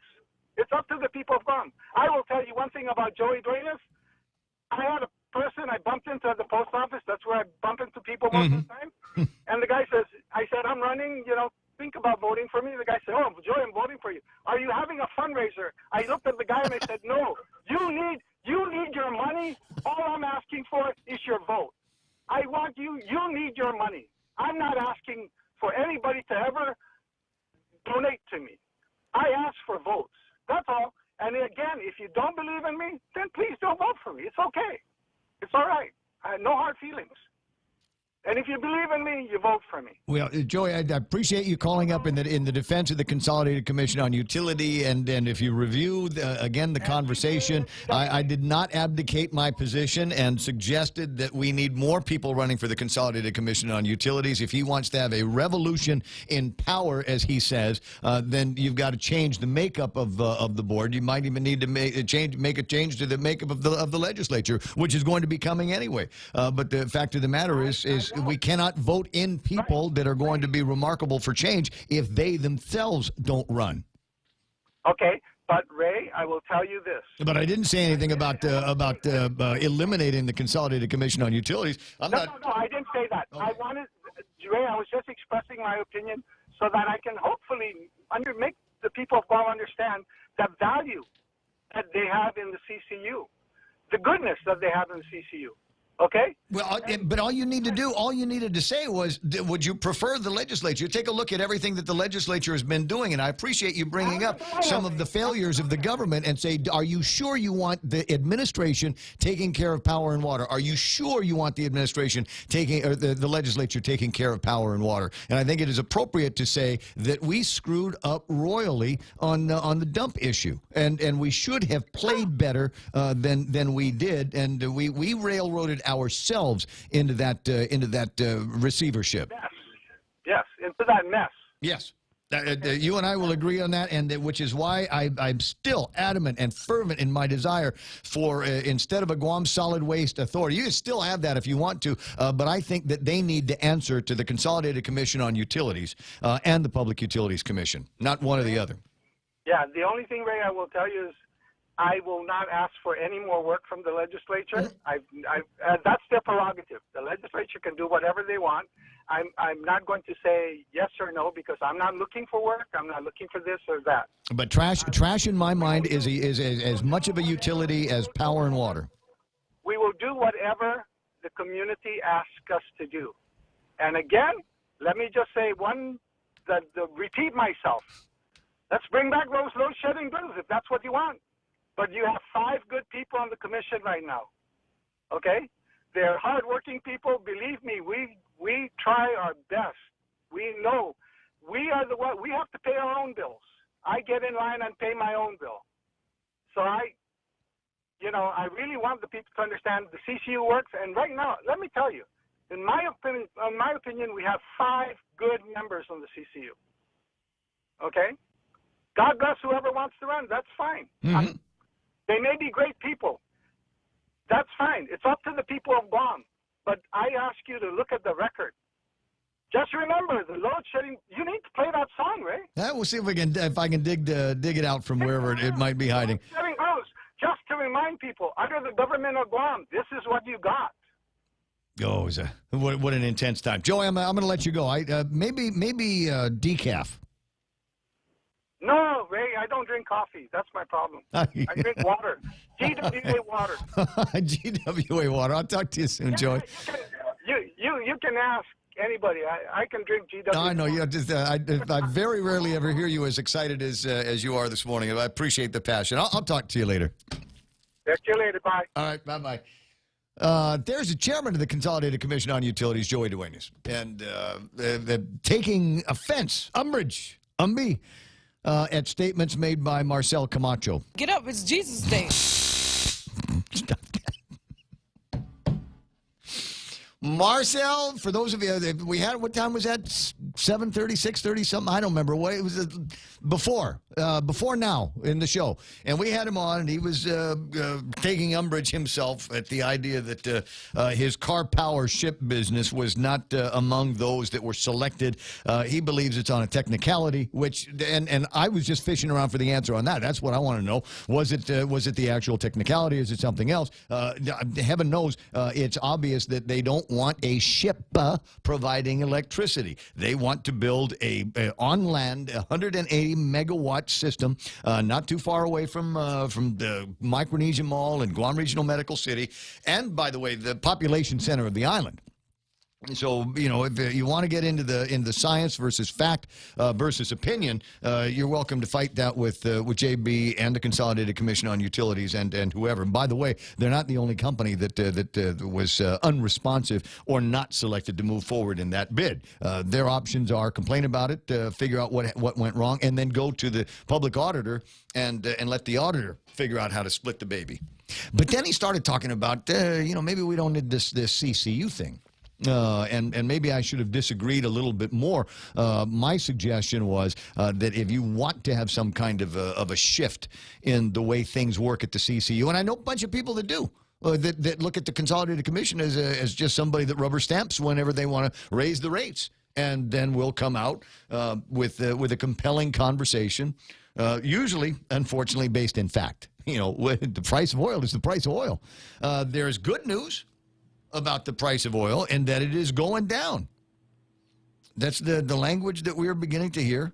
Where was I? Just got an email from somebody that sent me a link to a story. Hold on. When I find it, I'll put it up. It's okay. Yeah, I'd hate to be the next person to meet Joey Duenas this morning because, he's going to be up there and he's probably going to maintain that level of excitement for a little while longer. And could be. They're going to be like, dude. Hey, but I like I that. didn't do that. I like people that are passionate, babe. That makes more than anything else. All right, so here's the story. Oilprice.com, and the headline here reads, crude prices slip after API reports crude draw gasoline build. As oil prices continue to fall, the American Petroleum Institute reported a draw of 2.028 million barrels of United States crude oil inventories for the week ending June 1st, compared to analyst expectations that this week would see a smaller draw in crude oil inventories.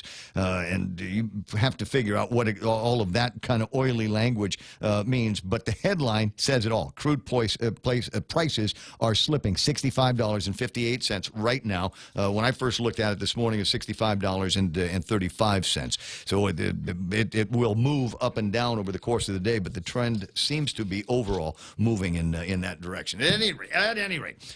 So, what do you want to do now? I got 90 seconds between here and the top of the hour, and Jim Howard puts this in stark perspective for me. The kids can't ride in the bucket truck, Ray. Stop asking. Remember, that's what I wanted. That's what I wanted. They're going to be doing. They're going to be doing the Government of Guam carnivals here for the liberation festivities, because there's not going to be any gambling. So they're going to hobble together. This is going to be fun. They're going to hobble together their own Government of Guam carnival. And I thought it would be fun, because I think like that, if we could go, get the Guard. They got helicopters, right? So we'll take kids up in a helicopter, right, in the Guard helicopter. How much fun would that be? And you can raise all kinds of money. I mean, I'd pay $6 easy, to ride into one of these things. It would just loop around Tuman a couple of times and then come back. That would be awesome. And then the other conversation about, the bucket trucks. I thought it would be cool if the kids could, just go up in the bucket trucks and bend back down, maybe wear the hard hats and all of that stuff. Any idea that would relieve the ratepayers from outrageous power and water rates? Thank goodness PUC decided not to increase the power rate yet again. Actually, it was it came from the Consolidated Commission on Utilities and GPA when they said that they didn't look like they were going to need it right now. So that's all there is to that. 10 o'clock? No, 9 o'clock. KUSG have gotten you. This is The Point. Voting underway on I'm Lisa Lacera, Fox News. 8 states holding primaries today, including California, where President Trump is urging residents to vote Republican, plugging the number 2 House Leader Kevin McCarthy and Intel Committee Chair Devin Nunes. Democrats, though, keeping a close eye on today's races. Fox's Jessica Rosenthal has more live in L.A. And Lisa, that is especially true here in California. 7 Republican-held House seats are considered competitive as those districts went for Hillary Clinton in 2016. And with the state's top 2 process here, we could get some insight into what Democrats hope will be a blue wave this fall. The top 2 vote-getters in each race, regardless of party, move on to the general. And in some areas, Democrats think they have a real shot, especially in a few seats, 2 of which are open. The Republicans are retiring there. Democrats are so hopeful in some districts that multiple candidates are running, and some in the party worry they could actually split the vote and wash it all out. Lisa. Thanks, Jessica. The White House communications director who made a heartless remark about Senator John McCain is out. Kelly Sadler was at least the head of surrogate communications here at the White House. Got into a controversy in a meeting, she said, about John McCain. Well, he's dying anyways. The White House refused to apologize. Kelly Sadler refused to apologize. In the wake of that, we are told tonight by senior administration officials that Kelly Sadler is no longer with the White House. Fox's John Roberts at the White House. Another round of evacuations in Guatemala after the Fuego volcano explodes again. The town of Escuintla has been evacuated, and that's the headquarters town where the disaster relief organization have been based. So they're taking their staff out of there because they say that volcanic activity and volcanic rubble and debris has been seen on the south side of the volcano for the first time since Sunday. Sky News reporter Ian Woods. In Hawaii, the Kilauea volcano has destroyed even more homes. Fox News, fair and balanced. Hey, it's your stomach talking. I'm just gonna cut to the chase. Subway has all new signature wraps packed with meat and flavor. And I know flavor. Okay, maybe not as much as the mouth. That's kind of his job. But we talked, and he's a big fan of the Chipotle Southwest Steak and Cheese signature wrap. And it's super filling, so you don't have to hear from me for a few hours. Unless they play this radio spot again. Subway, make it what you want. Say hello to high-speed data on the widest 4G LTE network in the Marianas. We've just upped your prepaid data, so make your big plans bigger with 1 gigabyte of data per day. Bigger prepaid data for your big plans that just keep getting better. Enjoy high-speed data and unlimited local talk and text on the widest 4G LTE network in the Marianas. Text LTE to 3282, select a plan, and enjoy 1 gigabyte of data per day. Docomo Pacific, better together. Some conditions apply. It looks like lawmakers won't have their usual August break. It's only June, but Majority Leader Mitch McConnell told his Senate colleagues to put their August recess plans on hold, announcing he's canceling it. I think we have enough work to do for the American people that we should be here during these weeks.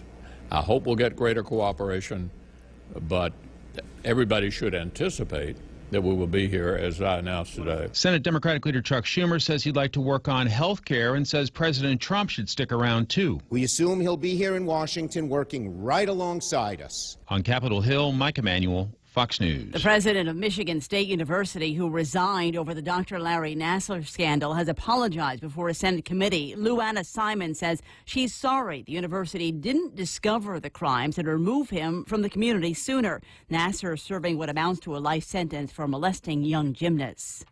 A survivor of the Marjorie Stoneman Douglas High School mass shooting, the target of a swatting incident. Someone called into 911 that David Hogg and his family were being held hostage inside their home. Someone had a gun in the home. That was what's now been determined to be a hoax prank call.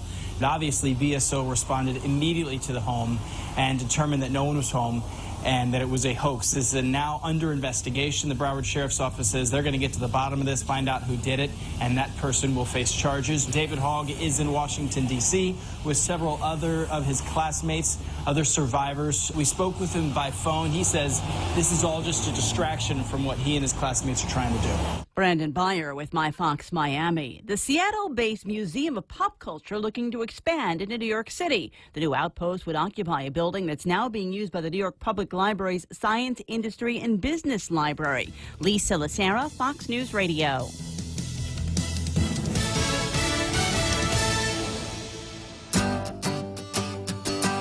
So you want to buy a house, but you don't know how much you could borrow. So what do? Well, you come to Bank Pacific and get pre-qualified. Sit down with one of our home loan specialists and let us see how much we can lend you so you know how much you can spend on your new home. Bank Pacific, where we're open to closing your loan in a hurry. Bank Pacific, where others put branches, we place roots. Equal housing lender, conditions apply. Come pre-qualified today. Portions of the program brought to you by my friends over at King's Restaurant. Did you know that they've got daily specials at lunchtime? Today is Wednesday, so is pork sinigang. Tomorrow is meatloaf, and Friday is beef tinaktak. They got pick 2 or pick 3 combos that you can try as well. It's lunch waiting for you at King's. Kinetico water treatment customers don't keep coming back. They're satisfied the first time. That's right. Kinetico non-electric water treatment systems take care of your water problems, and you won't need to keep calling us for repairs. Join the list of satisfied Kinetico customers who purchased their non-electric water systems years ago and are still enjoying clean, conditioned water without any hassles from timers or circuit boards. American Water Tech. Smarter water. Better water. Call American Water Tech at 649-2301 or email them at info@AmericanWaterTech.com. The portions of the program also brought to you by American President Lines. APL is shipping the future. What would you do with unlimited internet? With Docomo Pacific, the possibilities are endless. Docomo Pacific is throwing off the data caps so you can enjoy more of the things you love. Watch, stream, download, and play with no end in sight. Stop by any of our stores or check out DocomoPacific.com to learn more. Life becomes limitless with Docomo Pacific. Better together.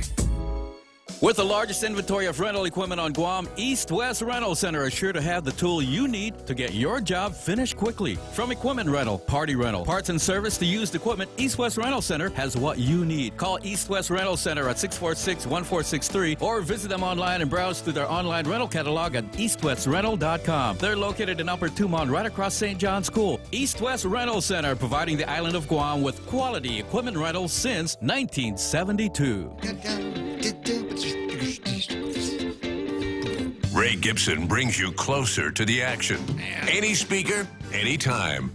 Morning talk that matters. Man, it would have been perfect if Marcel had called while Joey was on. Wouldn't that have been great?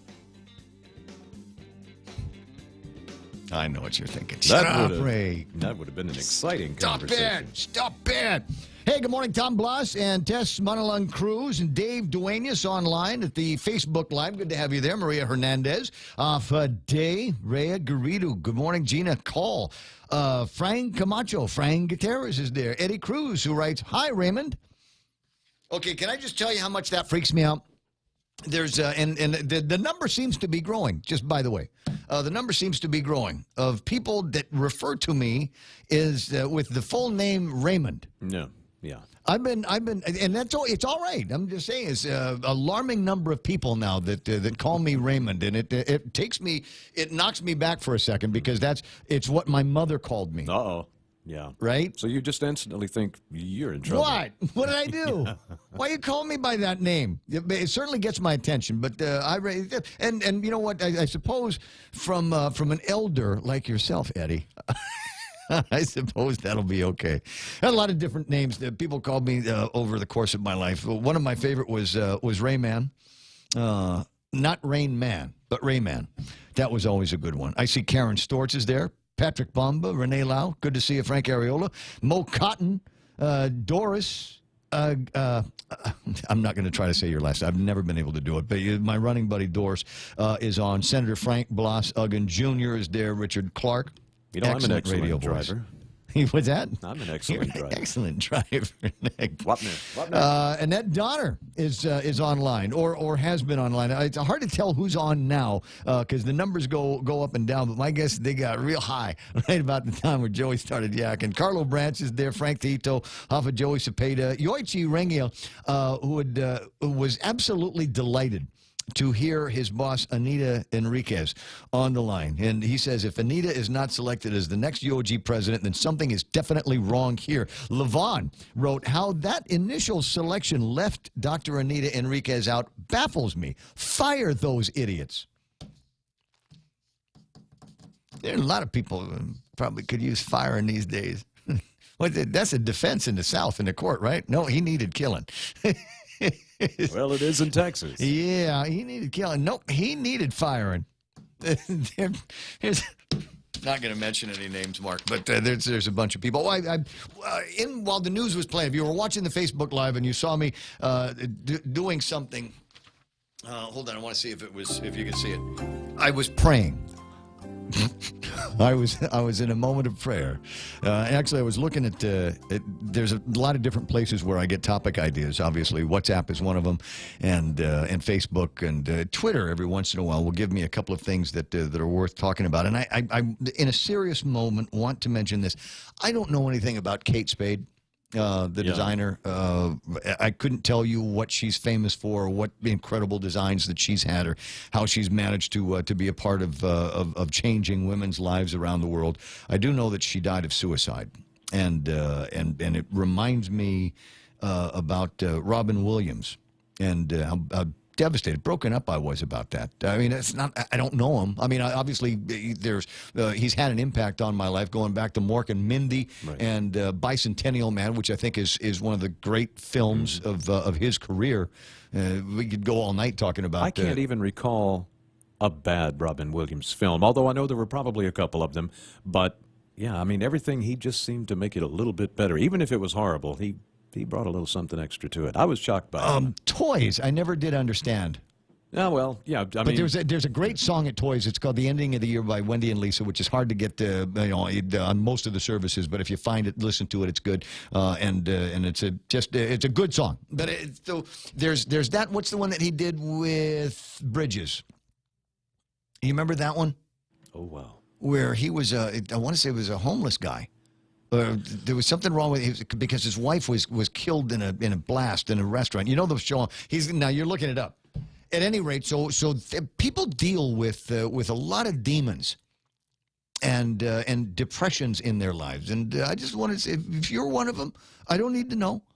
But 1-800-273-8255.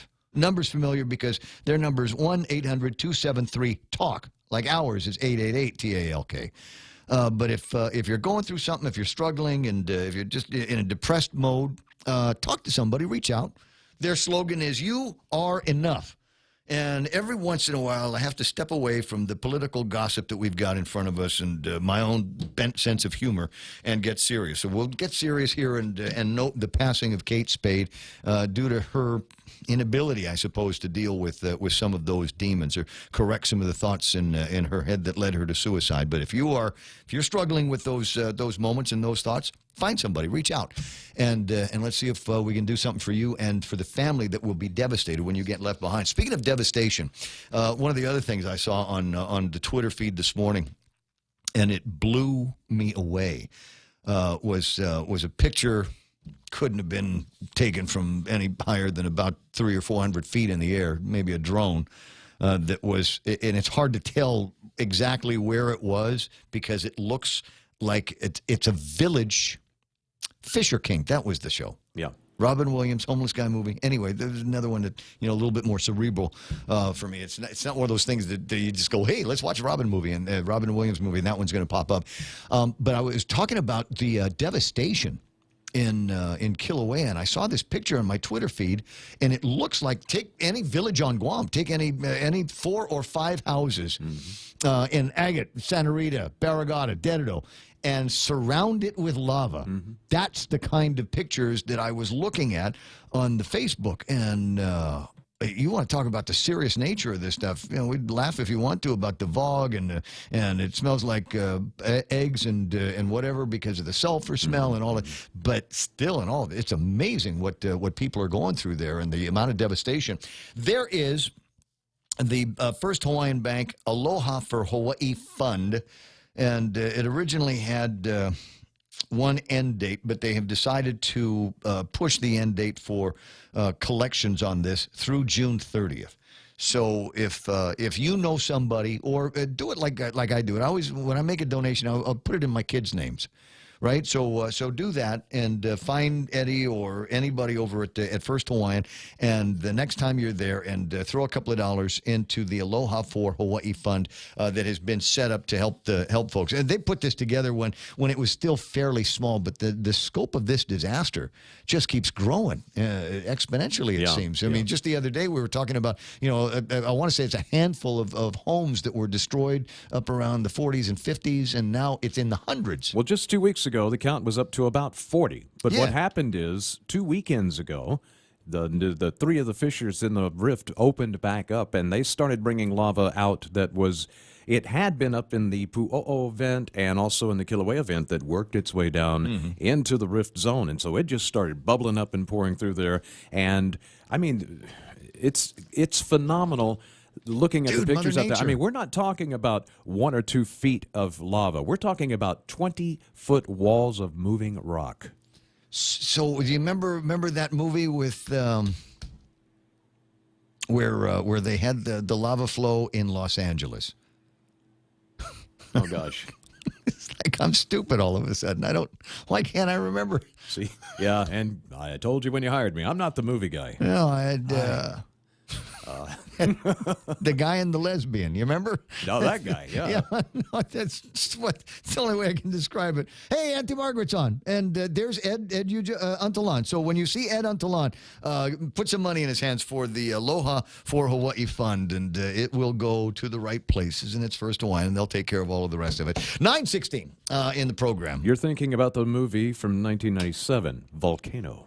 Awesome movie. Yeah, it had Anne Heche and Tommy Lee Jones. That was Ellen's girlfriend. Yes, for a while. Still is, I think. No. It's the Portiel now. They're married. Yeah, Portia. Yeah, whatever. Nice. Yeah, just saying. 9:16. There was a beer in here. I probably would have gone a little longer on that riff. Probably. Yeah, Tommy Lee Jones, who is among my favorite actors and was in the movie with Steven Seagal called... That really cool movie with a lot of fighting in it. Sorry. I'll watch a Steven Seagal movie anytime. I think I might have mentioned it. It was the one where he gets into it with the Jamaican guy, Screwhead, I think was his name, or Screwface. Right. So I'm looking at the Facebook Live. People, you can't keep up with me. You can't keep up with me. It's all right. So where did I want to go here today? Let me just recap a couple of things. Number one is Dr. Anita Enriquez at the University of Guam, who is just a terrific lady. And Under Siege, thank you, Ishmael, is the movie. Under Siege is the one that I was thinking of with Tommy Lee Jones. And Tommy, like I said, great guy, and acted with those two other fellas in that movie where the old guys go in space. What's that called again? I can't help it. Make the producer crazy. That's the job. But anyway, Dr. Anita Enriquez, who has applied for the position of president of the University of Guam, along with a couple of other notable ladies here, Judy Wanpat, former Speaker of the Legislature, and Helen Whippy, who has had some stripes at her time at the University of Guam. And I don't know about you. I think any one of them would have been just fine. But the search committee... for whatever reason, thank you, Space Cowboys and Marked for Death. Very good. For whatever reason, these guys had a hard time with their selections and put up 3 people that nobody'd ever heard of, one of whom had a ton of baggage attached to him. Well, the good news is he has withdrawn his name, Shirvani, and he is no longer up for consideration. And so what has happened now is the selection committee has decided to take 2 more nominees and elevate them to what is now our final 4. And I knew that was going to happen. It was one of those things. I think as soon as they realized that they'd stepped in a cow patty, they realized that they probably need to do something to assuage the concerns of a community that, frankly, has gotten used to a guy like Robert Underwood at the helm of the University of Guam. someone that is not just from around these parts, with a great deal of personal history, institutional knowledge of the University of Guam, but everything else about the region, Asian Pacific Islanders and different groups. And you want to bring somebody in like that. I mean, I'm sure that the remaining Ron Larson and a few of the other guys, I'm sure that they've also got. This is a bill collector. I got to take this. No, I'm kidding. Sorry, call you back later.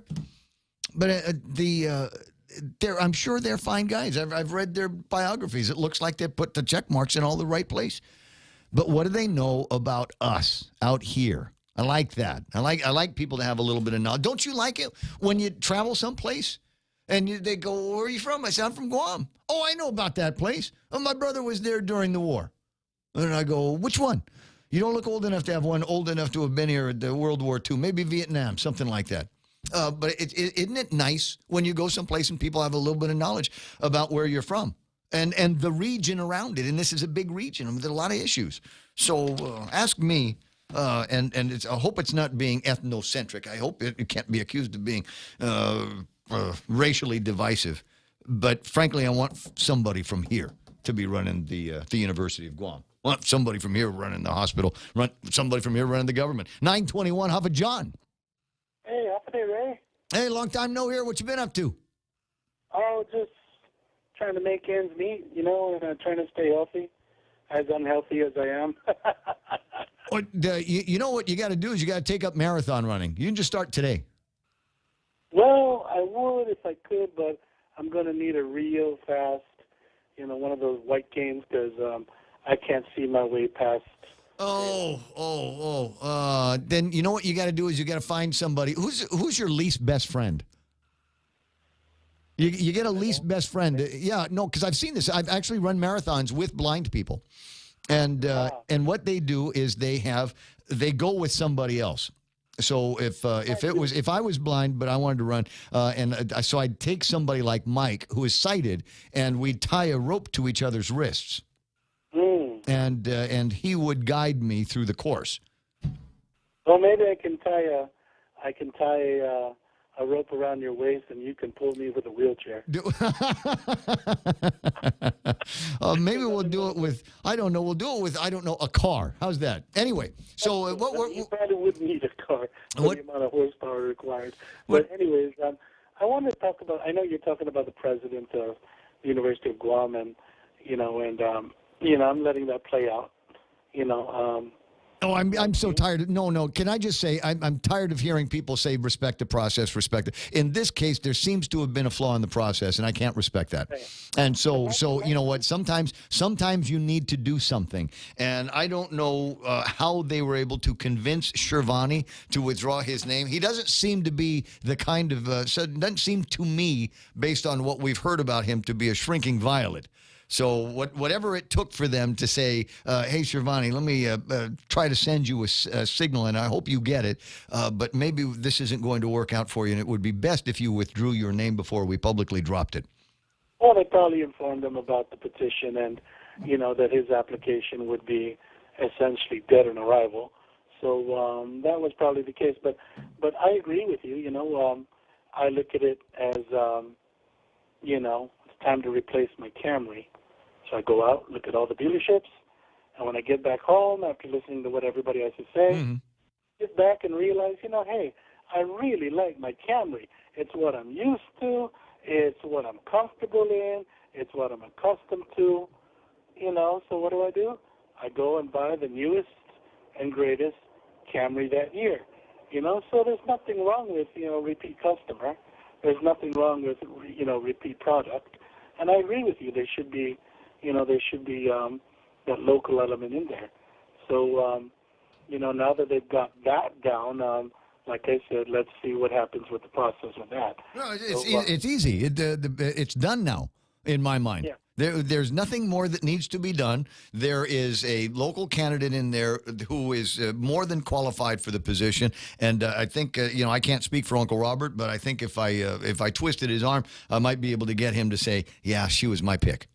So let's not forget about respecting the process. Let's just get to the end of the process now. They've got to do a little bit of kabuki and bring these guys out. More waste of money, and then at the end of it, they're going to say, "Okay, it's Anita," and everybody will be happy, and then we can go past all of this sadness. I agree. Now, I wanted to go into something else. The Philadelphia Eagles and their visit to the president, to the White House, actually.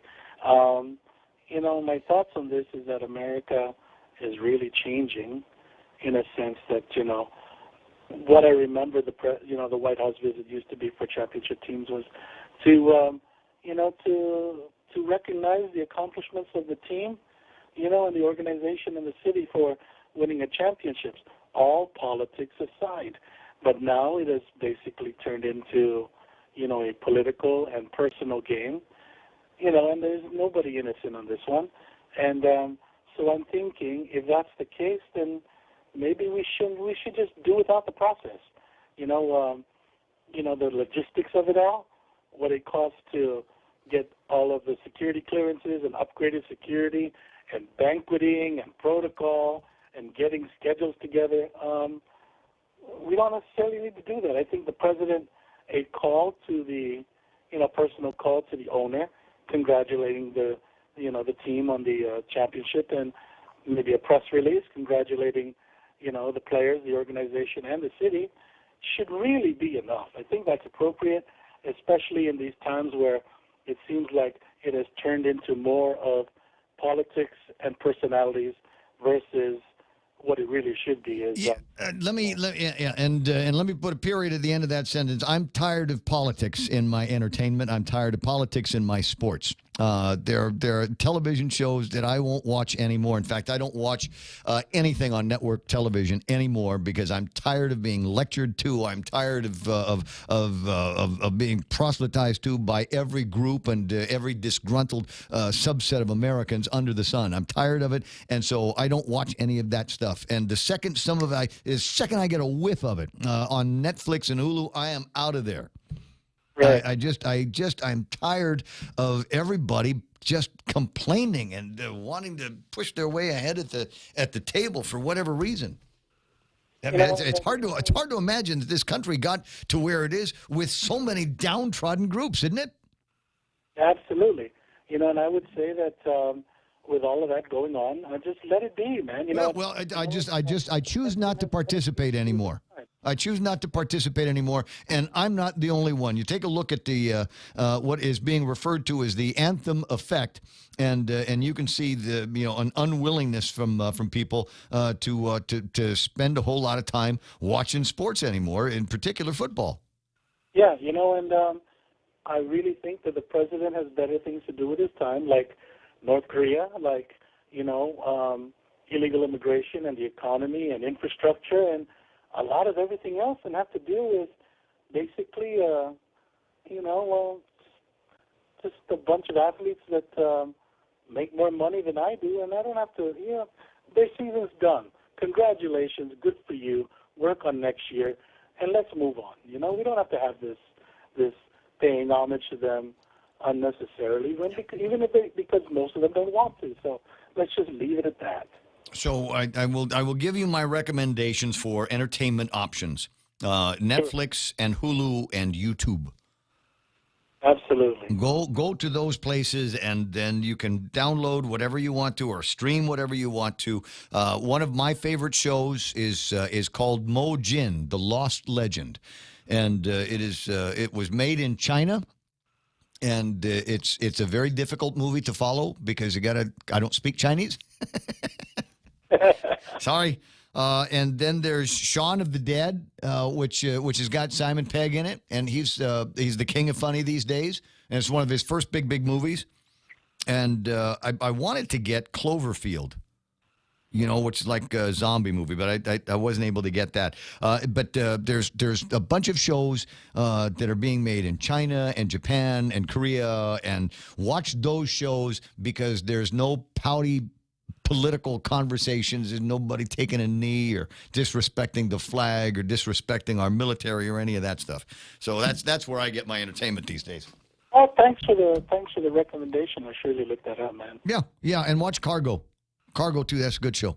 There we go. Okay, buddy. All right. All right, talk to you pretty soon. Thanks, Greg. Have a good morning. 9:30, and just stay close to the phone because you might want to participate in this.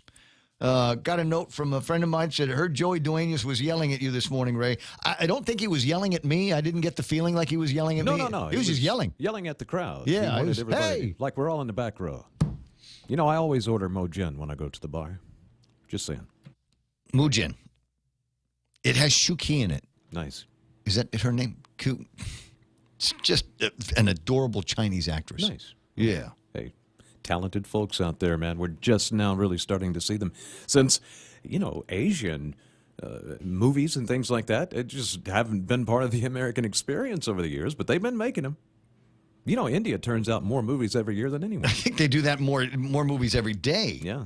But there's a point that I'll make on that one before we get to the next segment of the program, which is there are some really terrific stories, and anybody that binges on foreign films, things like that from BBC or wherever, you get the idea. In the United States, we seem to be locked in on one story. It's the Rocky story, or it's the Star Trek story, or the Star Wars story, or just all of these things, and we're staying in the same characters, and we keep coming up basically with the same plots. But there are 1,000,001 out there, and some great Asian stories based on what their cultural truisms and norms are, and they're definitely worth watching. In just a few cases, have I watched a show that I've said, man, I'm not feeling this. And if you can make it through subtitles, then even better for you. Departures, Japanese movie. If you can find it, Departures. If for no other reason, the incredible music is worth watching. And another one of my favorite Japanese movies of maybe all time. I think one of them is 13 Assassins, but that's only recently become a favorite. My favorite Japanese movie before that was called When the Last Sword is Drawn. Nice. Right? Mm-hmm. And it's a samurai movie, as you can imagine. We in the States there was Cowboys and Indians. In Japan, around the same time, it was the samurai, and just great drama. Excellent cinematography, music, and stories and characters that bring tears to your eyes. When the Last Sword is Drawn, and Departures, if you want to start looking for those. So 9:32. Yeah, I know. Mike's doing this. Heroin addict. Yeah, I need more. I got to do a break, and let me do the contest first, and then see if we can get a winner. Right? Joey Duenas, who had called and was yelling, not at me, but just yelling. He was very excited. Was talking about the Consolidated Commission on Utilities. There are 5 commissioners.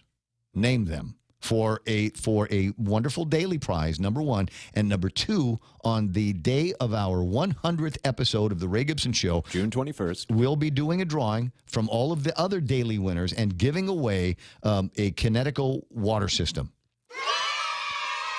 Well, maybe I'm not going to get specific on the brand, right? Because I know that I think Rizik wanted to up it a little bit. So we're going to be giving away a very valuable water treatment system from American Water Tech, and that's going to be our big prize on June 21st. It's a Friday, so we decided to go ahead and lay it over one day since you missed Monday. It's going to be a big day. 888-8255. That's 888-8255. Name all 5 members of the Consolidated Commission on Utilities, and we'll try to make you a winner. It's 9:33, and we'll call that iConnect time. Connect longer for less with iConnect's push-to-talk and mobile plans.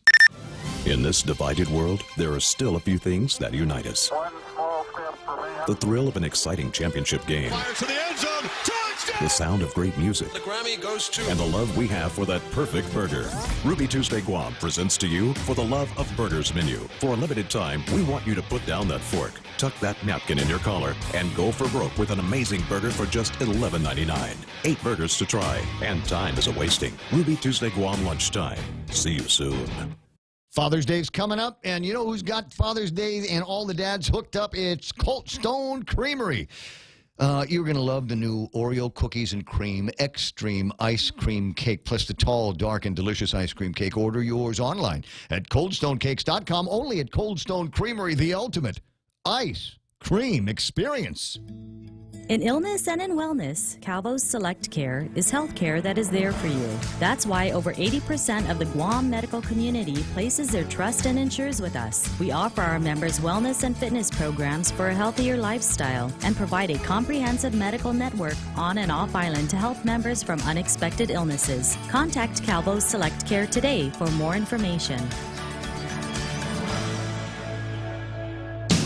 Chili's Smokehouse menu just got tastier with their new smoked honey chipotle short ribs, marinated and smoked for hours. Try the smoked honey chipotle short ribs and chicken combo, or enjoy the family combo with mouth-watering honey chipotle short ribs, Texas-sized baby back ribs, crispy chicken, and juicy barbecue chicken served with home-style French fries and corn on the cob. It's the Chili's Smokehouse menu, now with smoked honey chipotle short ribs, available for a limited time. Chili's, more life happens here.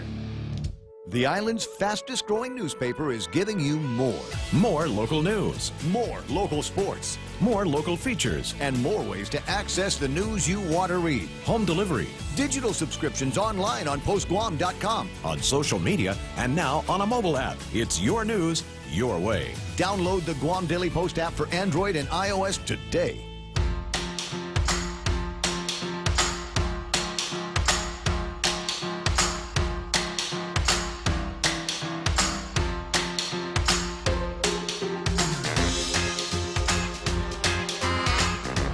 $888-8255. Wonder if I should do this online too. You think? But I like talking to people. 888-8255. 5 members of the Consolidated Commission on Utilities. Just name them. Come on. You had one on the phone. There's one. Name the other 4. That's not hard. You know, and I'm new here, and even I know who 2 of them are. 888-8255. Like I said, we got a great prize for you. And at the end of all of this, to take everybody that won the contest. You can't win because you work in the company. My friend Rene is he's the treasurer next door. So we got a great daily prize for you. And at the end of this, on the 100th anniversary of the show, sorry, that's not right.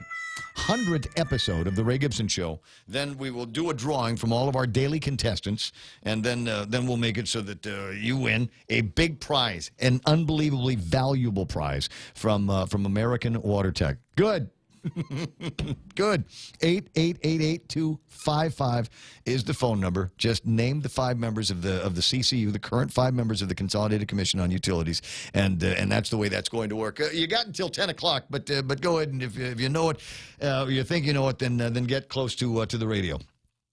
So there were some other things. While I've got the stream of consciousness wide open in my head, I need you to become a little bit more concerned with your security, your cybersecurity.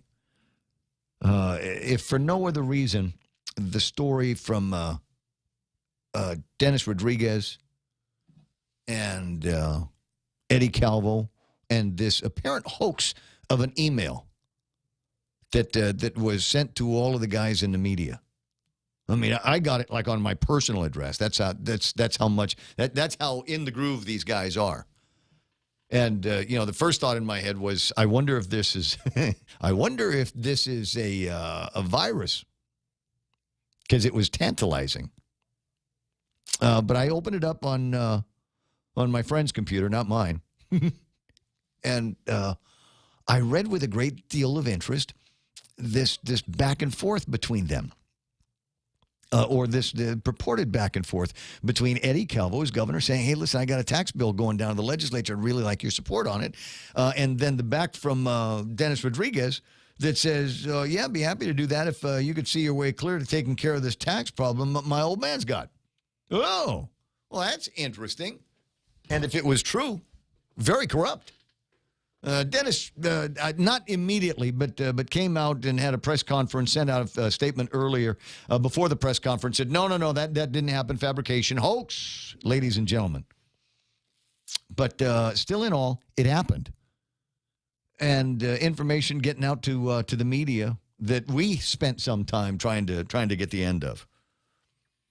And then there's another story I mentioned earlier on WhatsApp. I don't know if you've seen it, but it was floating around here pretty wide yesterday, viral as WhatsApps can get on Guam.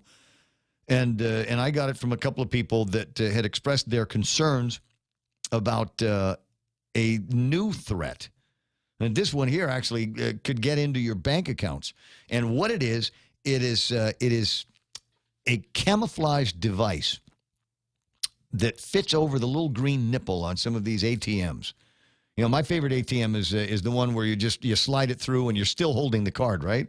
But in this one, it goes into the machine and gets read on the way in and out. And real devious guys have figured out how they can get the same kind of plastic and the same kind of green that snaps right over it. And on the inside of that is something that can read the information that's on your card. That's scary. That's yikes. Now, here's the recommendation. What you do is you just give it a little bit of a tug. Now, I've known that technology exists for a long time, but it's made its way to Guam, right? That and the cocaine, apparently, has made its way to Guam. And so give the nipple a tug, and if it comes off or if it comes loose, then it's not kosher. And don't put your card in it, number one. Number two, find somebody with a badge.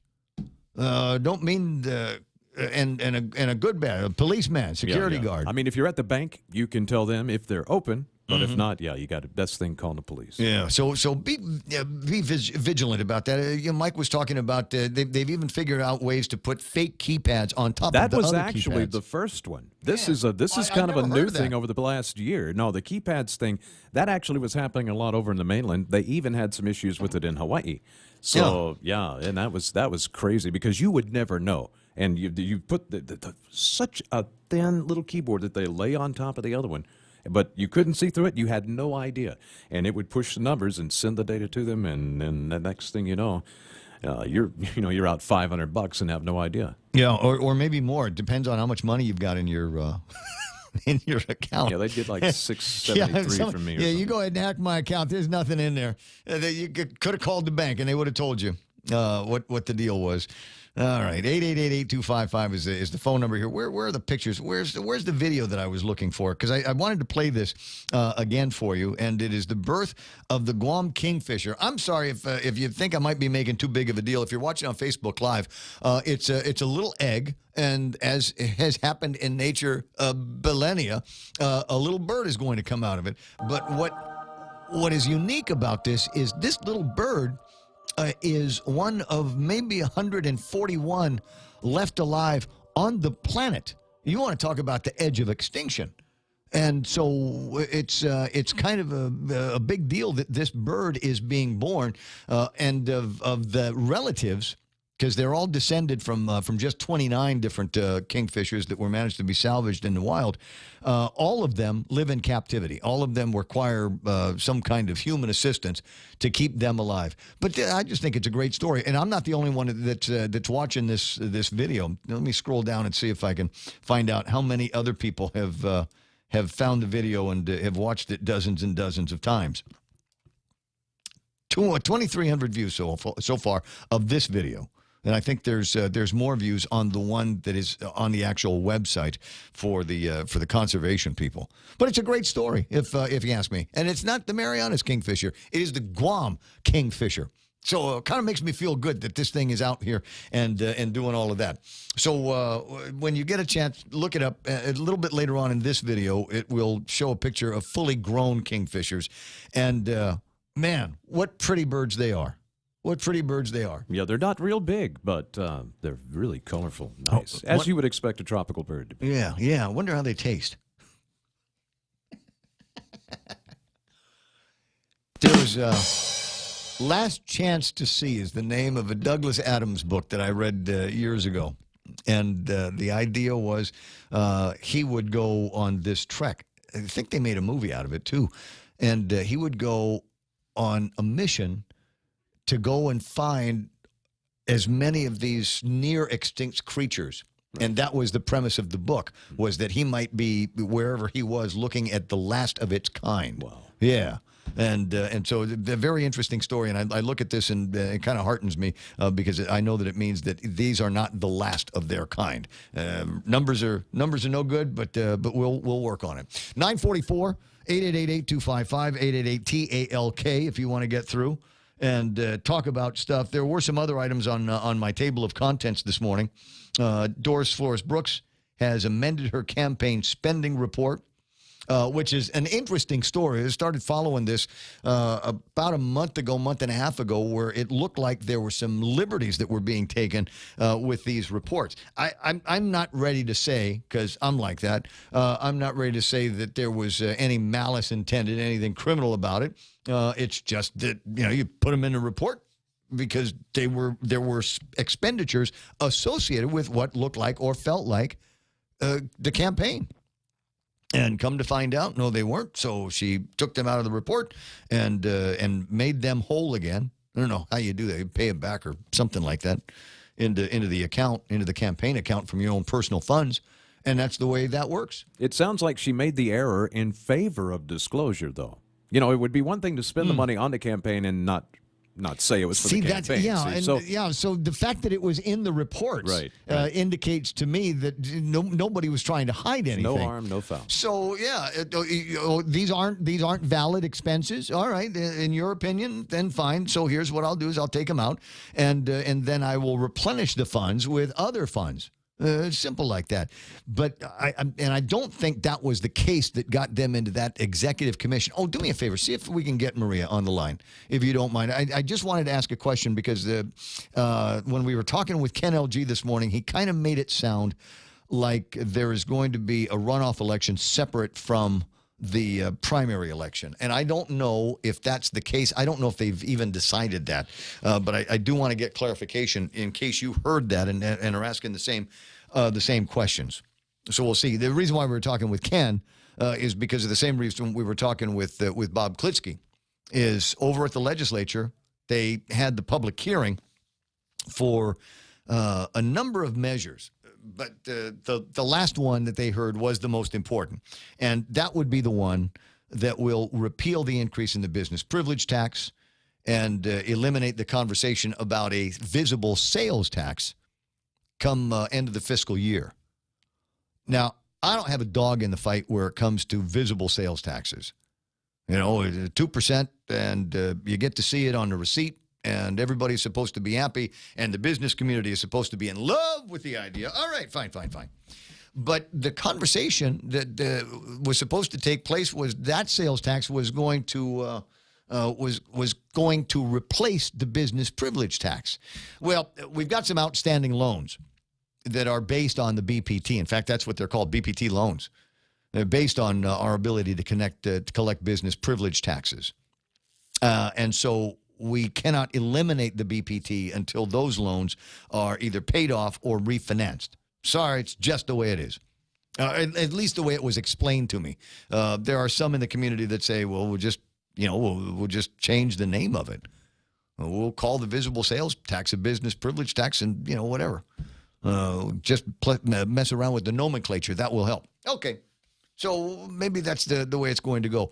However, that didn't happen, and so they decided we'll do a 5% BPT, and at the end of the fiscal year, that'll go back down to 4%. We'll be joined by the visible sales tax, and ta-da, consumers on Guam will be paying 6% on top of everything that they get. I don't like the idea. I think there are many over at the legislature that go, hey, we were bamboozled. We were hoodwinked. And I think we got the votes to get rid of it. So they had the public hearing on that yesterday. And as I said, some of the usual suspects were in there and said basically the same thing they had been saying for some time. Hold on a second. Do we have? Looks like line one. Yes, Maria Pangilinan from the Guam Election Commission. Buenas den Hafaday. Hafaday, Ray Gibson. Hey, I was off island, and I know that there was a story about Doris and the potential for a runoff election for her replacement at the public auditor's office. A special election, sir. Yes. So what was anything decided on that? Because I had Ken on earlier, and Ken made it sound like there was a decision, and it looks like we're going to have a special election that won't be with the primary election. Okay, so a special meeting has been set up for the Guam Election Commission. Mm-hmm. And that will happen on Friday, June 8th at 3 o'clock. At that meeting, they will discuss a special election. The law says it must be within 90 days. Mm-hmm. And so when the public auditor announced her resignation last week, the GEC immediately requested for a legal opinion on whether the special election can be held in conjunction with the primary election. Okay. The legal opinion came back saying it should not be a problem.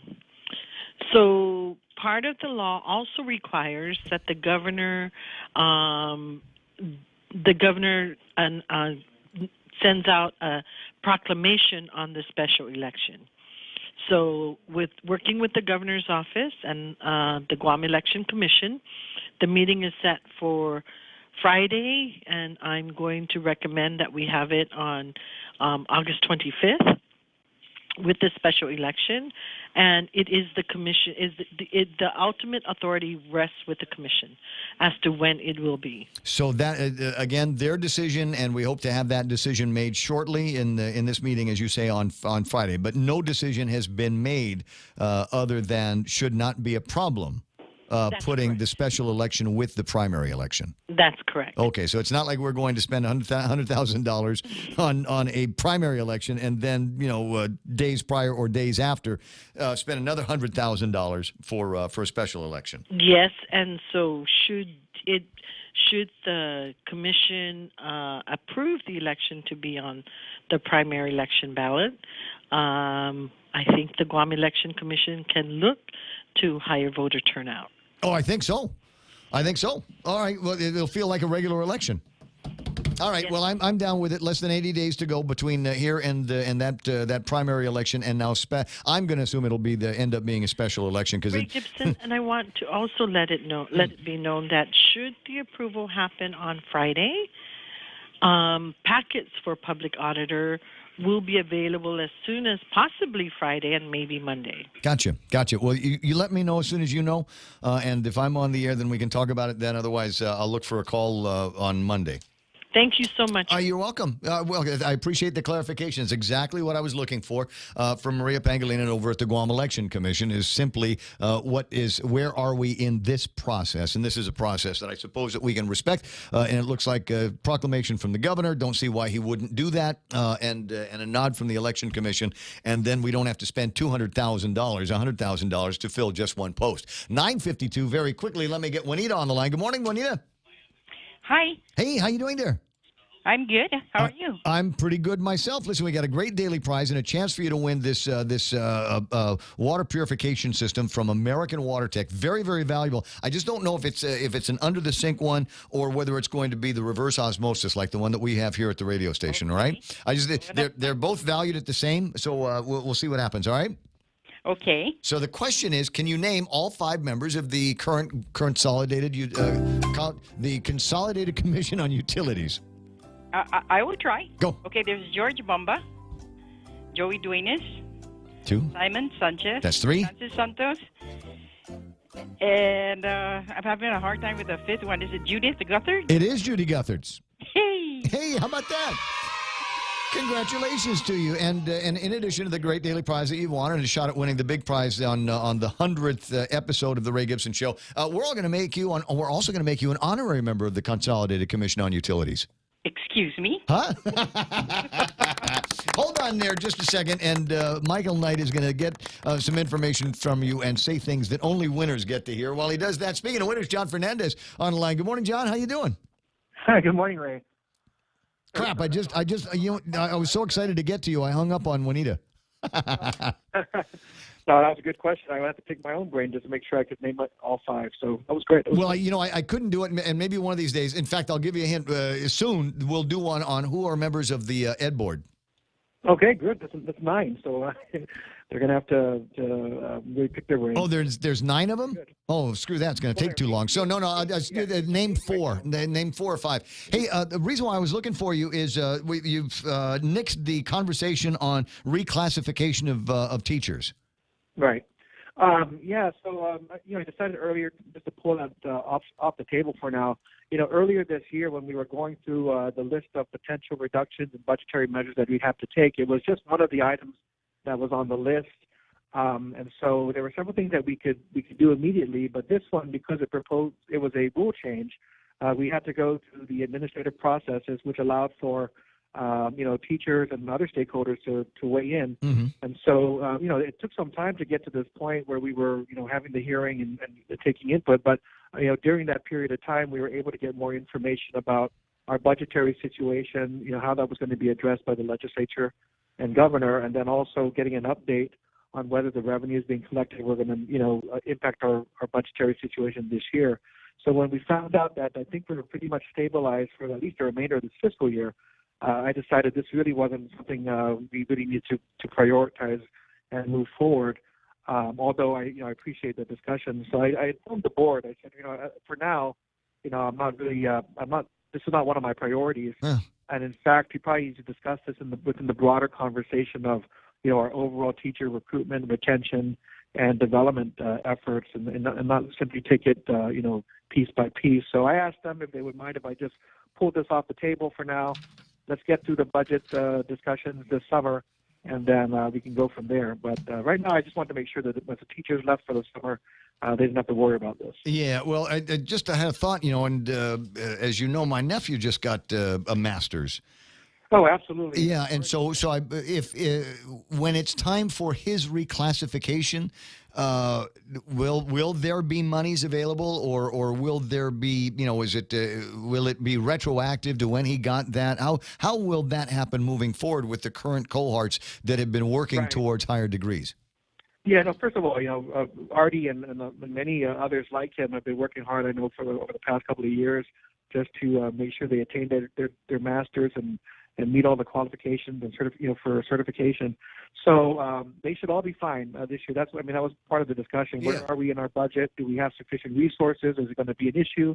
I was assured that we could absorb those costs at this time, so shouldn't be an issue. And obviously he has to get all his paperwork together, the transcripts and so forth, to make the application for reclass, but there shouldn't be an issue. Okay, and one last issue before I let you run, and I appreciate the thoughts and breaking it down just for my nephew. That's cool. But the other thing is, did you get any word between DPW and Cortec on any perhaps release of the protest so that you and Mark can move forward with the procurement on the fix for Simon Sanchez? The only thing I've heard is that they're working on a settlement and they're trying to get to an agreement. But the complication here is that when it went to court, they combined these issues. So there's an issue regarding Cortec's protest on the Simon Sanchez procurement.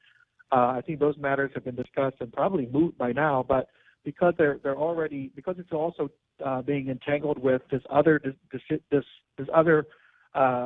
discussion about the Agana Bridge project we're working on with DPW, that's what I hear is the outstanding issue. So, again, we're kind of tangled up in that as well. We wish they had separated because we think that would have made it easier. Yeah, so that you could move forward on the other. Well, keep an eye on that. Let me know what happens one way or the other. A couple of minutes away from the top of the hour, and from having done this yourself a couple of days ago, I've got a mark I got to hit, so I'm going to let you run. Yeah, absolutely. All right. Thank you. John, I'll see you soon. The radio station is KUSG. Hagåtña. Fox News is coming up after these.